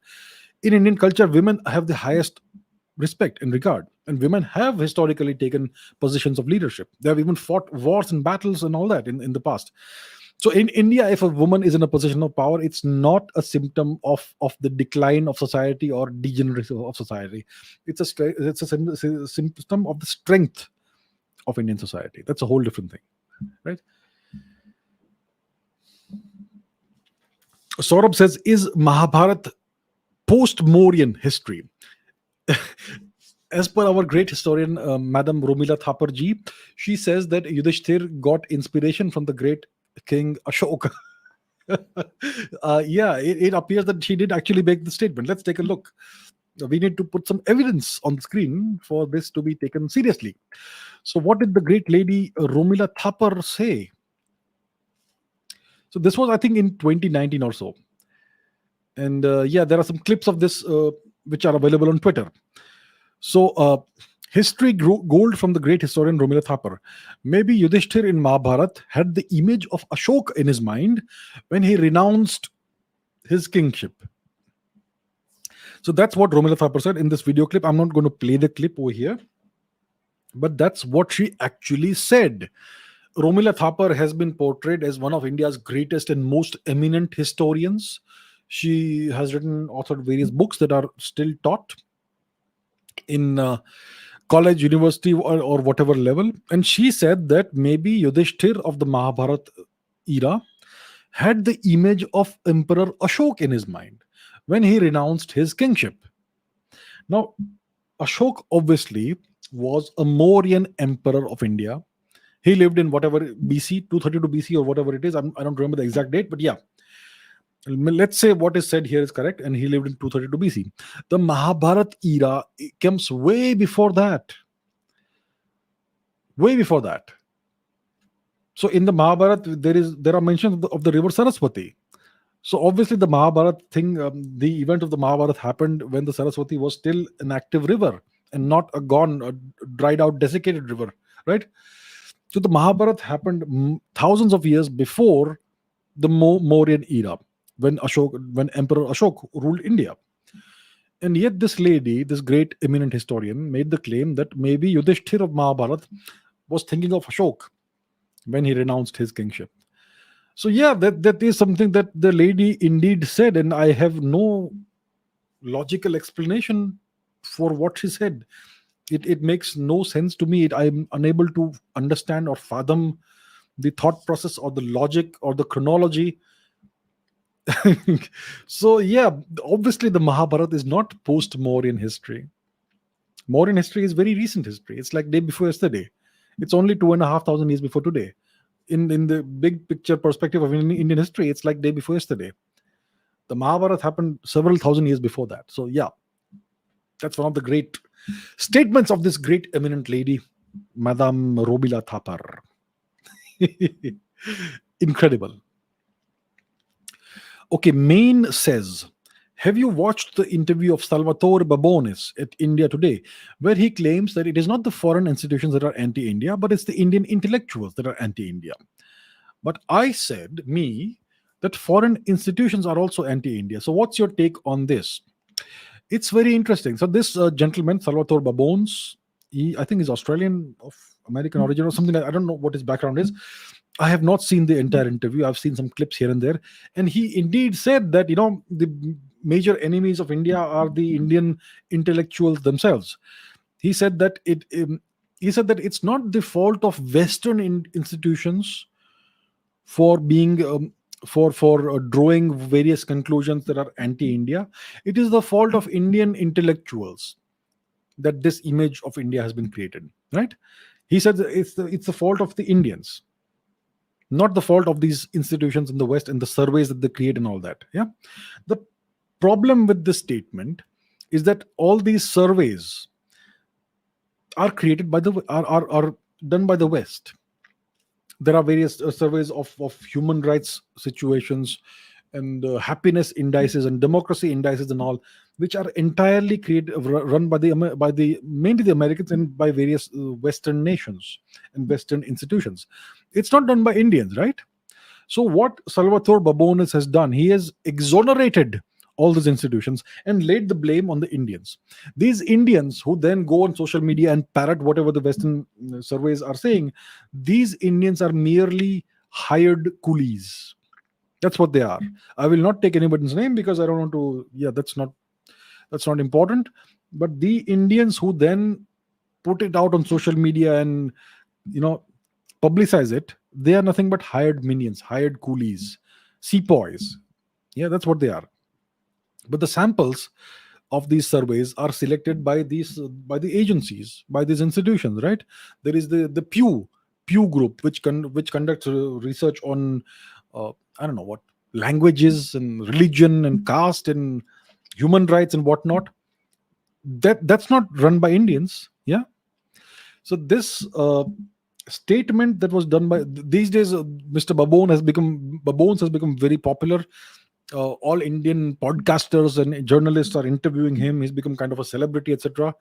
But he is very cleverly exonerated the Western institutions that are at the core, at the root, which are the root cause of all this anti-India sentiment, right? So I find it very interesting. It's like there are various Western intellectuals who are either professors or they are members of think tanks or whatever, that kind of take a pro-India position, but at the end of the day, they are still exonerating the West. There are various such people. Some of them are quite subtle about it, and some of them are just open, in your face. So Salvatore Babones is in your face. He's taking a very crude approach, and he's really enjoying the attention he's getting right now. Yeah, he's become kind of a celebrity, and Indians are very happy to adopt. If somebody says a couple of good words about you, Indians become all happy and emotional about it. Yeah, this is our guy. We need to promote him and blah blah blah. One has to be careful. You have to observe a person for at least 5 years minimum before you can trust that person. That's something Indians don't understand. The moment somebody says two good words about you, you are like, let's go and embrace this person. Very emotional people, Indians, and that's why Indians are so easy to fool. So easy to fool.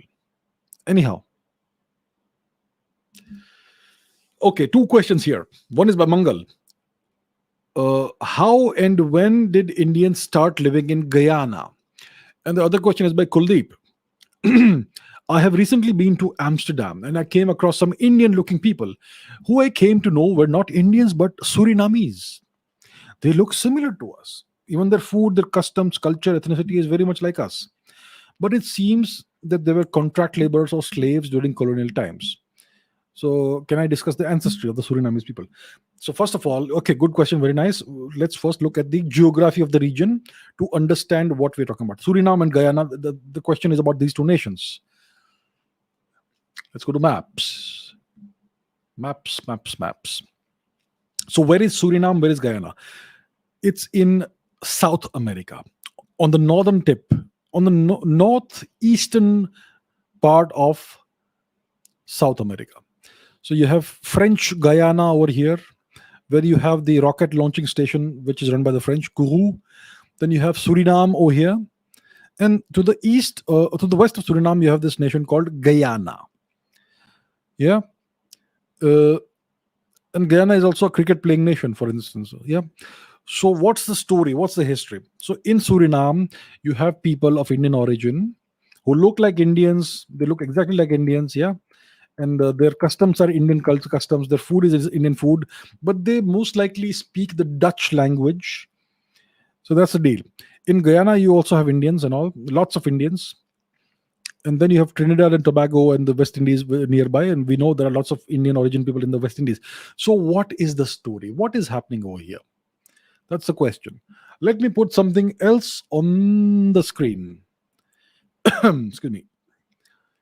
So let's understand how this happened. How did these people end up over there?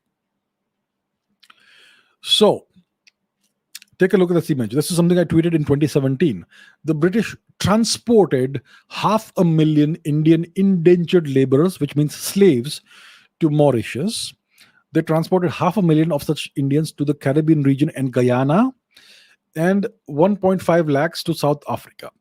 That's 1 million Indians forced into slavery, cut off from their roots forever. And this image illustrates this entire thing.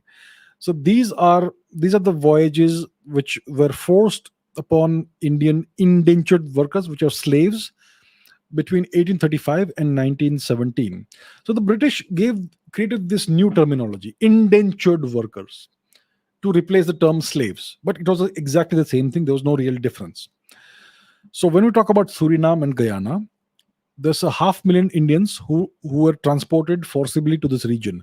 The West Indies, which are islands, Suriname, and Guyana. So that's the origin of these people. Yeah. And Yeah, so the British sent at least 1.5 lakh indentured laborers, a fancy word for slaves, from India to South Africa. They had very few rights. They were subject to racist laws for generations, and so on. So that is the answer to the question. That's how it happened. The British in the 19th century and in the beginning of the 20th century sent nearly a million Indians into slavery in various parts of the world. Mauritius, if you go to Mauritius, it's full of Indians, of Indian origin people. They speak the Mauritian Creole language, which is a mixture of Mauritian language in various other languages. Some of it will be Tamil, some of it will be Hindi, some African languages as well. So you have the Mauritius region, you have Seychelles, in which the Seychelles archipelago also has Indians, many Indians there.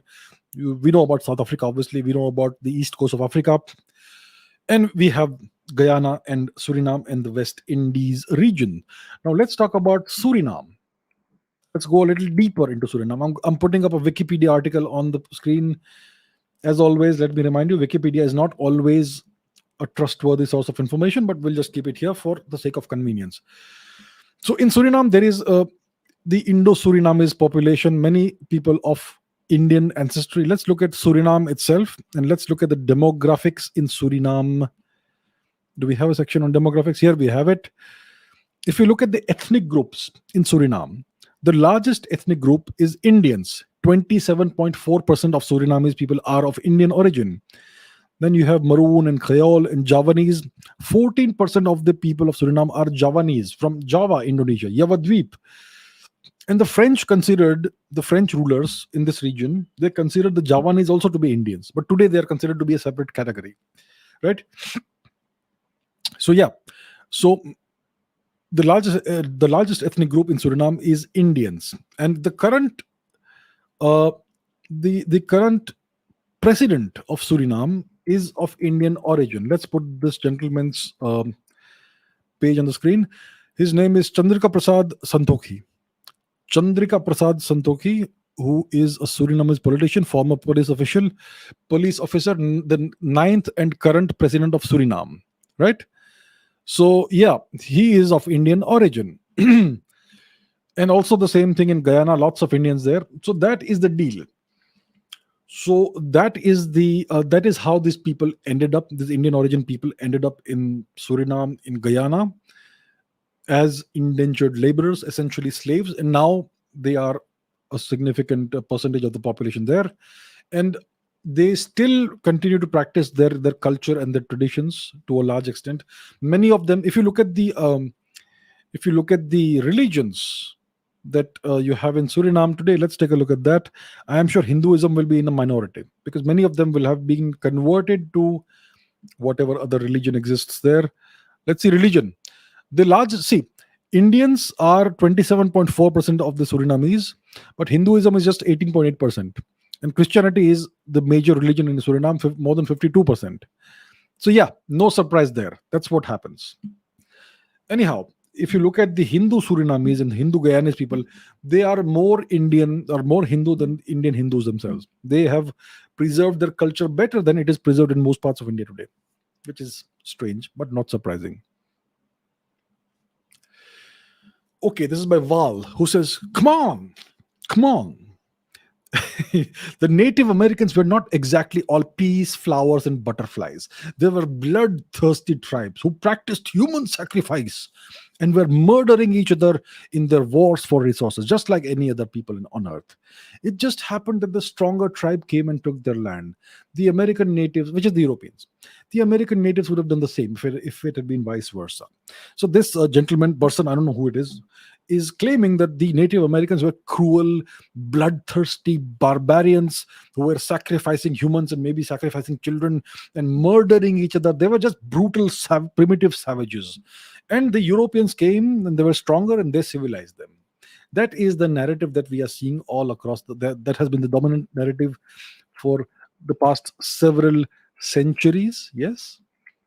The Western narrative, the Eurocentric narrative, the white supremacist narrative, that all non-white, non-European people were bloodthirsty, barbaric savages who needed to be civilized. who needed to be civilized, and they were killing each other. They were practicing human sacrifice. One of the things, one of the easiest ways to make somebody look like a barbarian is to claim that they practiced human sacrifice. So what were the Europeans doing in the Middle Ages? What was the second most popular book in Europe in the Middle Ages? Was the Malleus Maleficarum, the Hammer of the Witches. It was a Christian book. It was a manual about how to identify witches, how to torture them, and how to kill them. And the Europeans killed hundreds of thousands of women by burning them at the stake in the name of religion in the Middle Ages in Europe. Is this not human sacrifice? It exceeds any Native American human sacrifice, even if it existed on by several orders of magnitude. And what evidence do we have that the Native Americans practiced human sacrifice and they were murdering each other and they were bloodthirsty? Utter nonsense these people push. So let's take a look at what actually happened. So I have on several occasions said that the Europeans killed about 100 million Native Americans, and people don't believe it. So let's take a look at what the academic consensus seems to be. So here is a research paper from 2019. Yeah. Quaternary Science Reviews. Earth System Impacts of the European Arrival and Great Dying in the Americas after 1492. So it estimates that the European arrival in 1492 led to 56 million deaths by 1600. In just a century, 56 million deaths in the Americas. And some of them they claim is because of diseases and all that. So this is one research paper. There is another article here from CNN. European colonizers killed so many Native Americans that it changed the global climate, researchers say. And this once again goes quotes the 56 million deaths figure. Yeah. So this is larger than any Holocaust, anything that Stalin did, anything that Mao did in just roughly 100 years. And obviously there was much more to it than this. I am pretty sure that the actual figure, I still haven't done collated all the figures which have been put forth by various research groups and all that. Maybe I will do that in the future. I am pretty certain that the figure actually exceeds 100 million people in over a period of maybe 2-3 centuries. In just 100 years, you have 56 million deaths. Let's add another 200 years to it and then come up with the actual figure. It's going to exceed 100 million. So these Europeans, they killed more than 100 million Native Americans. Can you imagine that? And yet they come on this channel and they claim that the Indian Americans or Native Americans were to blame. They deserved it. They were primitive savages. They practiced human sacrifice. What evidence do you have? Nothing. But yeah, you'll make the claim. And they were murdering each other for resources. So if there is some kind of inter-tribe conflict, you're going to portray it as murder. What about the history of Europe over the past 1,000 years? It's a history of murder, bloodlust, warfare, constant war. The First World War and Second World War were European tribal conflicts, which ruined half the world. The most bloodthirsty people on the planet are the Europeans. Look at their history. Look at what they've done to each other, what they have been doing to each other. Joseph Goebbels said that you should always blame your enemy of what you have been doing. I don't know what the exact quote is. I'm not going to open up the screen and put that on the screen. But yeah, accuse the other side of what you are guilty of. So that's the kind of mind trick these people play. So the Europeans have been responsible for the most horrific genocides in the world. Only the Turks come close to it.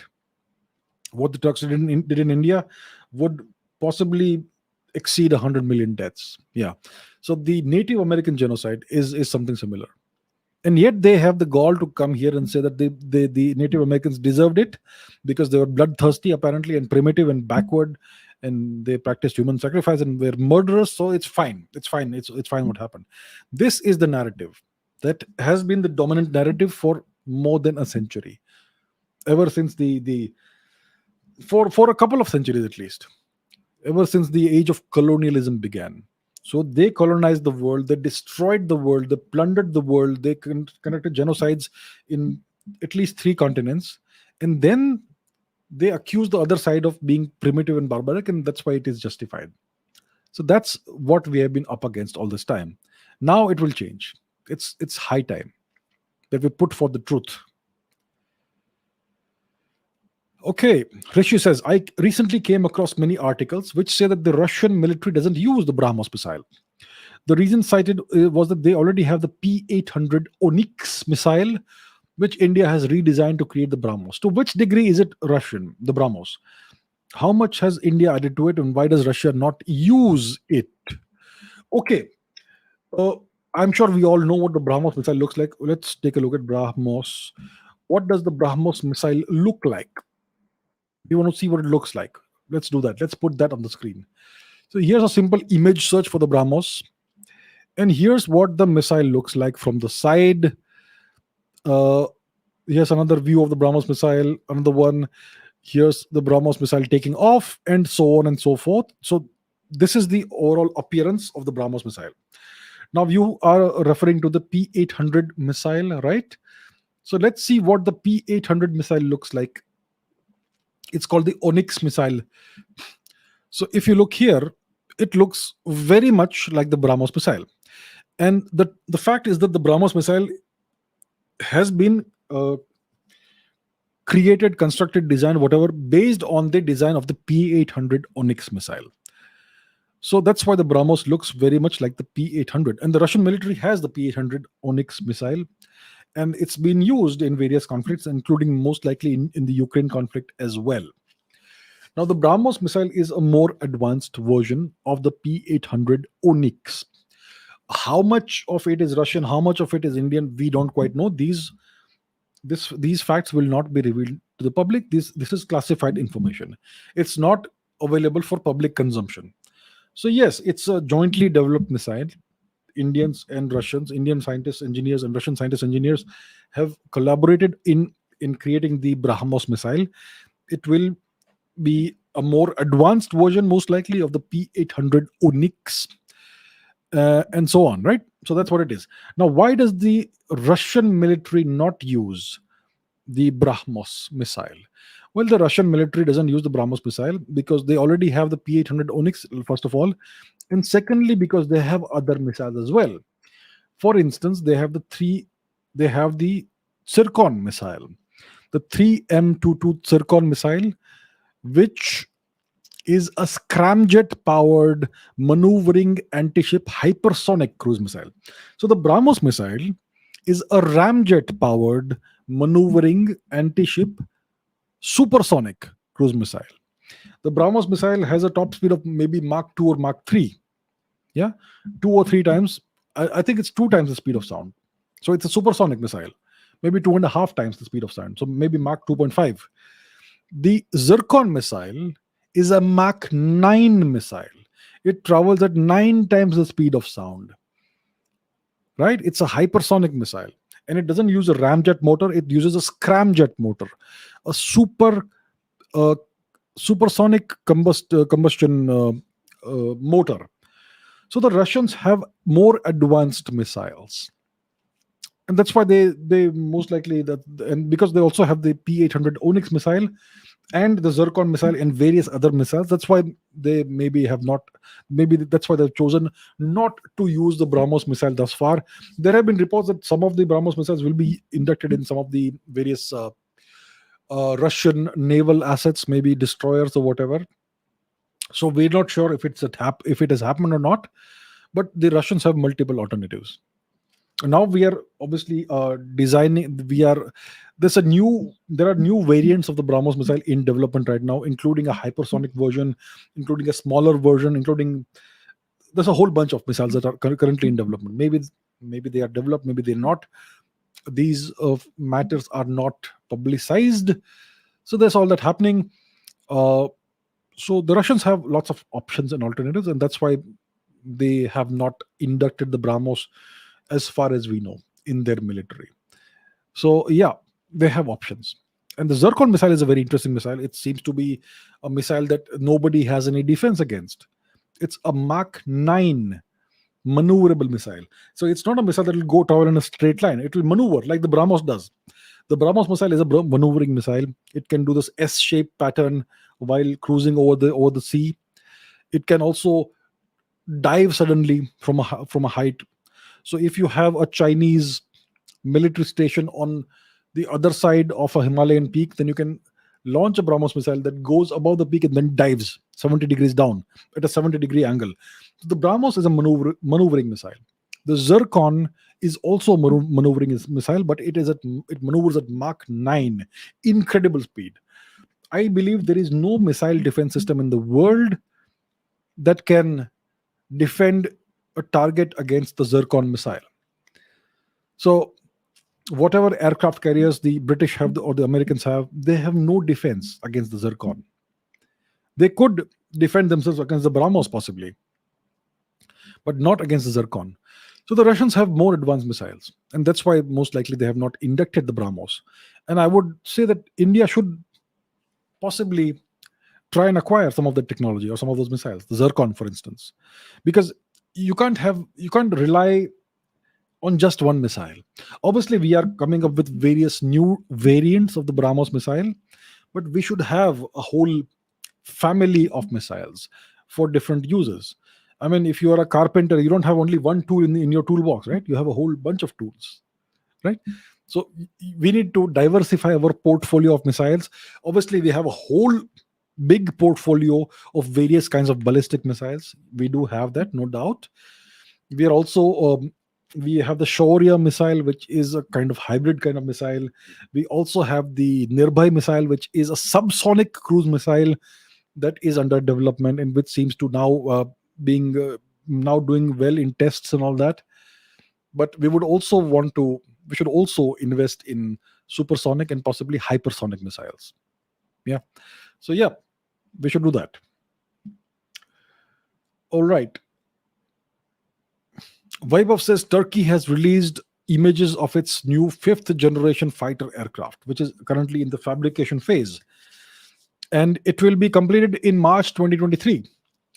While we Indians are still waiting for AMCA CCS approval. What are your thoughts? I am sad seeing everybody going ahead of us. Okay, I'm not sure what is the state of the AMCA. It's obviously the AMCA is the Indian Future 5th generation fighter aircraft, the advanced medium combat aircraft, which is currently under development. I'm not sure what the exact status is. The Turks are developing their own 5th generation fighter plane. They've released some pictures of that, and it is currently in its fabrication phase. The first prototype will be completed in March 2023, according to what is being said over here. Okay, I'm not sure about that. Maybe it will. I believe that the first prototype of the AMCA will be ready in 24 or 25, a couple of years after the Turks. And the first test flight of the AMCA will happen soon after, maybe 26, 27. I don't remember the exact time frame, but most likely by 2030 or so, the first fighter aircraft AMCA could enter production, possibly around 2030 or so. See, when you are developing a new aircraft, it takes time. Look at the development time frame of the F-35 fighter plane, which the Americans have now inducted. It took more than 20 years. It cost almost $1 trillion. So any new aircraft that you're developing, especially advanced aircraft like 5th generation fighter planes, it takes time. Maybe the Turks started before us and all. That's fine. It doesn't matter. So I don't think India is lagging too far behind. What India needs to do is India needs to first of all start inducting more of the Tejas fighter planes, fighter jets, and we need to push on with the development of the AMCA. Maybe the TEBDF, twin engine deck based fighter, possibly for the Indian Navy, for the aircraft carriers, because we already have 2 aircraft carriers. I have always been against inducting more aircraft carriers, but since we already have 2, we need fighter planes that can be used on those aircraft carriers. So we should have our own indigenous fighter plane for that. So I think there's one of that in development, the TEDBF, twin engine deck based fighter plane. And The AMCA will most likely be ready, hopefully, by the end of this decade, by 2030, roughly that time period. So I don't think we are too far behind. Wait a couple of years and we will have our first prototype, maybe by 2024, 25 latest. So we are doing okay. We're not doing badly. The thing is, the government should give full support to this program, and that's what's happening. We also have certain other planes that are in development, unmanned aircraft, um, flying wing based designed aircraft, the DRDO Aura or Ghatak or whatever it is called, which is a very interesting development. Fully stealth aircraft and all that. So I think India is doing well. India is doing well. There is no need to become sad that the Turks have gone 2 years ahead of us. It's all right. It's all right. What India needs is a decade of peace, ideally 2 decades of peace. And we need to stop buying foreign defense equipment, foreign planes, and all that. We need to start creating our own um, systems, defense systems, and all that. So yeah, I think we are on track for that. We are doing well. I'm sure we can do better. So let's see how it goes. But overall, we are doing fine. Okay. Saurabh says, why is the Ram Setu named Adam's Bridge? Is it true that this name was coined around the 18th century? Why is the Ram Setu linked to Abrahamic faith? I don't know. I have no idea about Abrahamic faith and all that. But yes, this structure has historically, for thousands of years, been called the Rama Setu. It is the British who came to India and named it the Adam's Bridge. There is a mountain in Sri Lanka which is called the Adam's Peak, which the British, it's a name that the British gave. It was historically called something else. Adam's Peak, Sri Lanka. Let's see, Adam's Peak, Sri Lanka. It's called the Adam's Peak. And what was it called historically in the Sri Lankan Sinhalese tradition? It was called the Shripad, footprint of the Buddha, or the footprint of Hanuman, or footprint of Shiva, and so on, mountain of Shiva's light, and so on. But it is the British given name that is now being used, Adam's Peak, in Wikipedia. In Wikipedia, it's always the Western narrative that is prevalent. I mean, it's a foreign name. It's a name that has been imposed by foreigners. So why is it not called Sripada or whatever else, right? So that's the deal. That's the problem. The entire world is still following these Eurocentric traditions, these Occidentalist, Western supremacist traditions. We have the Rama Setu, which is called the Adam's Bridge. We have the Sripada, which is called Adam's Peak in Sri Lanka. We have Sagar Matha, which is called Mount Everest. We have the Sea of Saurashtra, or the Indian Sea, which is called the Arabian Sea. Even the Arabs call it the Indian Sea. If you look at Arab chronicles in the Arabic language, the sea was always called the Indian Sea, but now it's called the Arabian Sea. Then you have the Champa Samudra, which is now called the South China Sea, which has given the Chinese a great pretext to claim the whole place, the entire sea, for themselves. And there are so many other examples of that. It is the Westerners that have imposed all these names, and we have been forced to use these names. So it is high time we decolonize.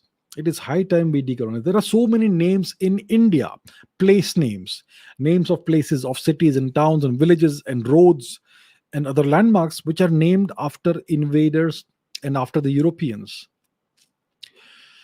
Jim Corbett National Park. Jim Corbett was a killer of tigers.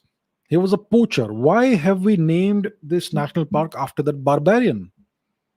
Jim Corbett. And there's this MacLeod Ganj somewhere, and there are so many such names. And obviously there are all the names named after the Turkic occupiers of India. We need to decolonize. It is high time we start the process of decolonization. But yeah, some of it is happening, which is good. For instance, in Mumbai, there used to be this Prince of Wales Museum, which is now called the Chhatrapati Shivaji Maharaj Vastu Sangrahalaya or something like that. Excellent, very good. I like it. So we need more of this. We need to rename And of course, there was this road in Delhi which was called the Aurangzeb Road. Now it's called the Kalam Road. Again, excellent. So this process needs to happen.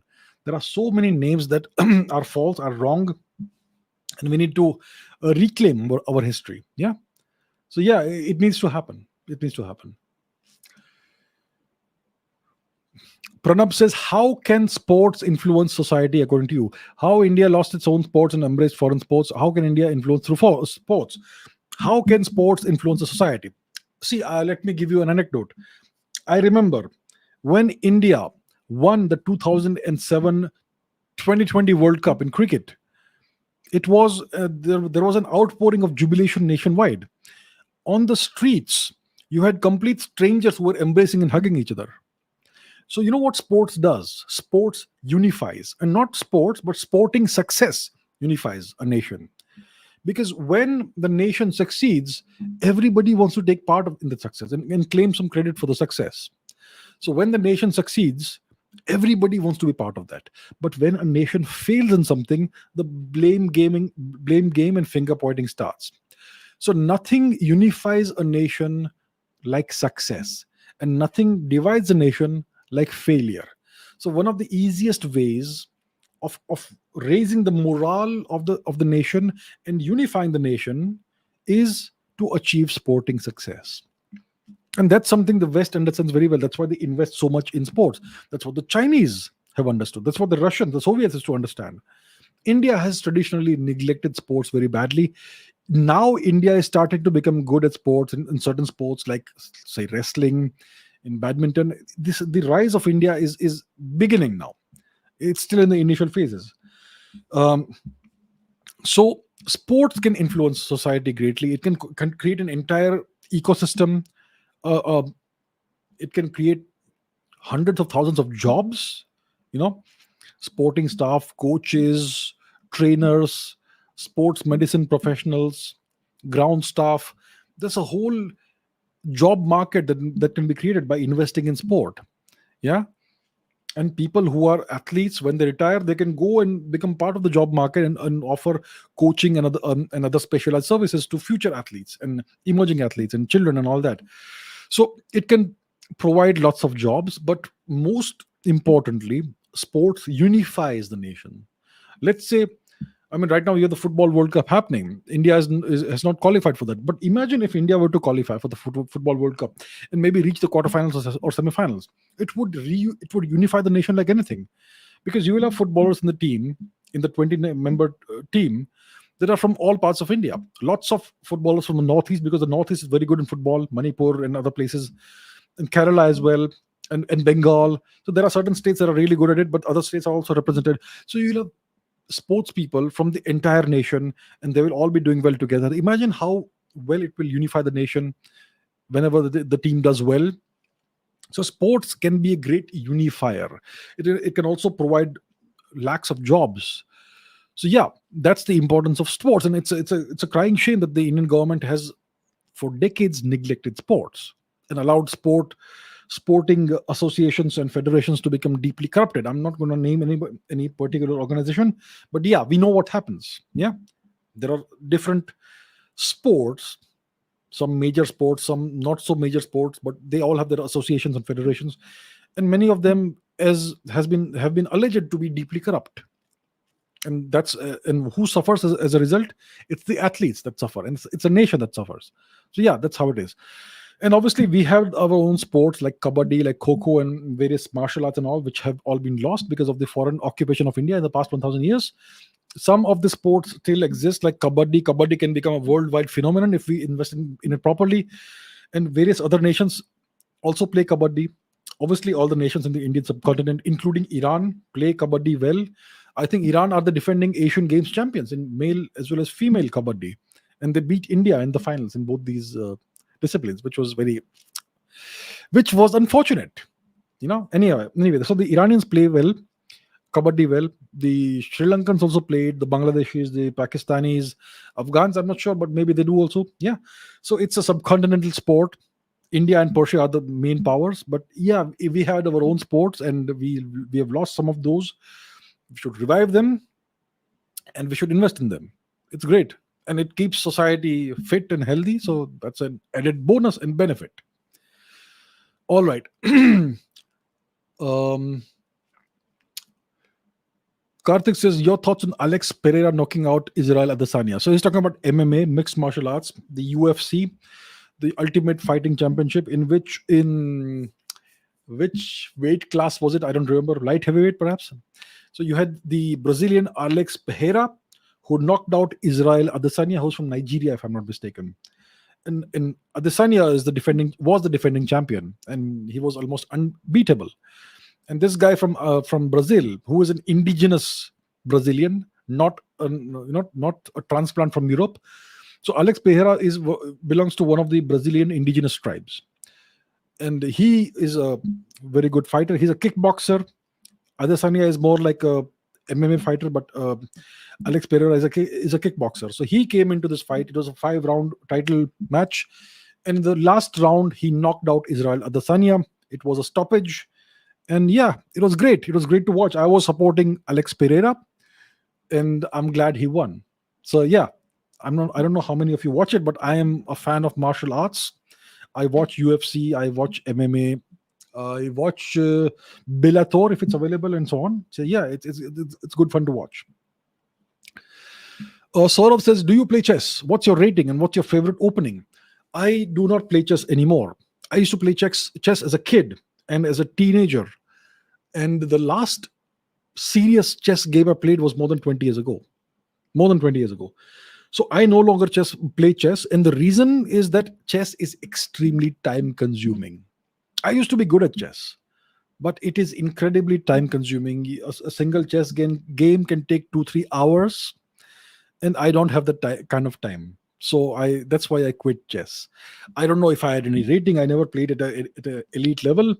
What was my favorite opening? I think it was the Rui Lopez, Queen's Indian Defense. I'm not sure. I don't know what it's called. But yeah, one of those was my favorite opening. And yeah, it was good fun to play it. So yeah, chess is a great game. It's good for kids to develop their tactical nous and mental acuity and all that. But it is incredibly time consuming. So that's the reason why I have stopped playing chess. And I've not played a serious chess game in more than 20 years. Okay, let's take some live chat questions. Do we have any questions? If you have any questions, I'll take a few. Love martial arts. Yes, I love martial arts too. And as you know, I also practice boxing, not with opponents, but against a punching bag. It's fun. It's a good way to stay fit and also strong. Okay, let's take some questions about from the live chat. Is there anything? Okay, Karan says, is there anything more to discover in mathematics? I think there must be much more to discover in mathematics. There come phases in history when people believe they've discovered everything. Like in the late 19th century, I think it was Lord Kelvin or whatever who said that whatever was to be discovered, we've discovered and nothing more will come out. He was talking about physics, obviously. And how wrong was he? So similarly for mathematics, I'm sure there is a lot more to discover. Yeah.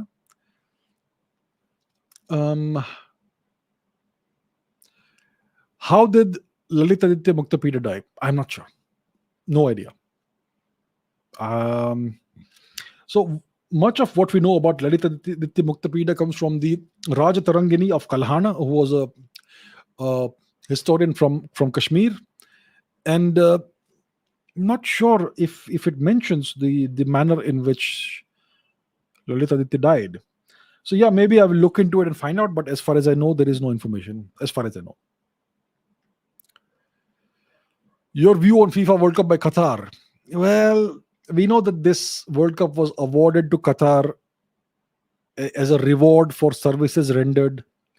Qatar is a US vassal. They offer certain services to the US, geopolitical services and various things.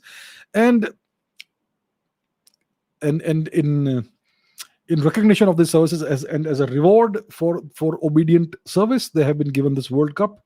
And it's going on right now. It's not the best place for a World Cup. It's a very hot place. And they have used almost what you could consider to be slave labor to build all those stadiums. Mainly people from Bangladesh, Nepal, even India, some of them, and so on. The human rights situation there is terrible and all. And yeah, So it's unfortunate that this nation that has no sporting tradition, no football tradition, has been given the World Cup.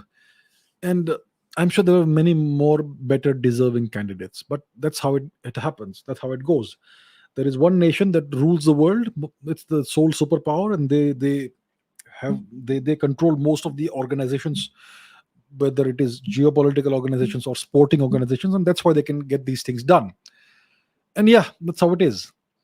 So the World Cup is typically played not in winter, but this time it's in winter.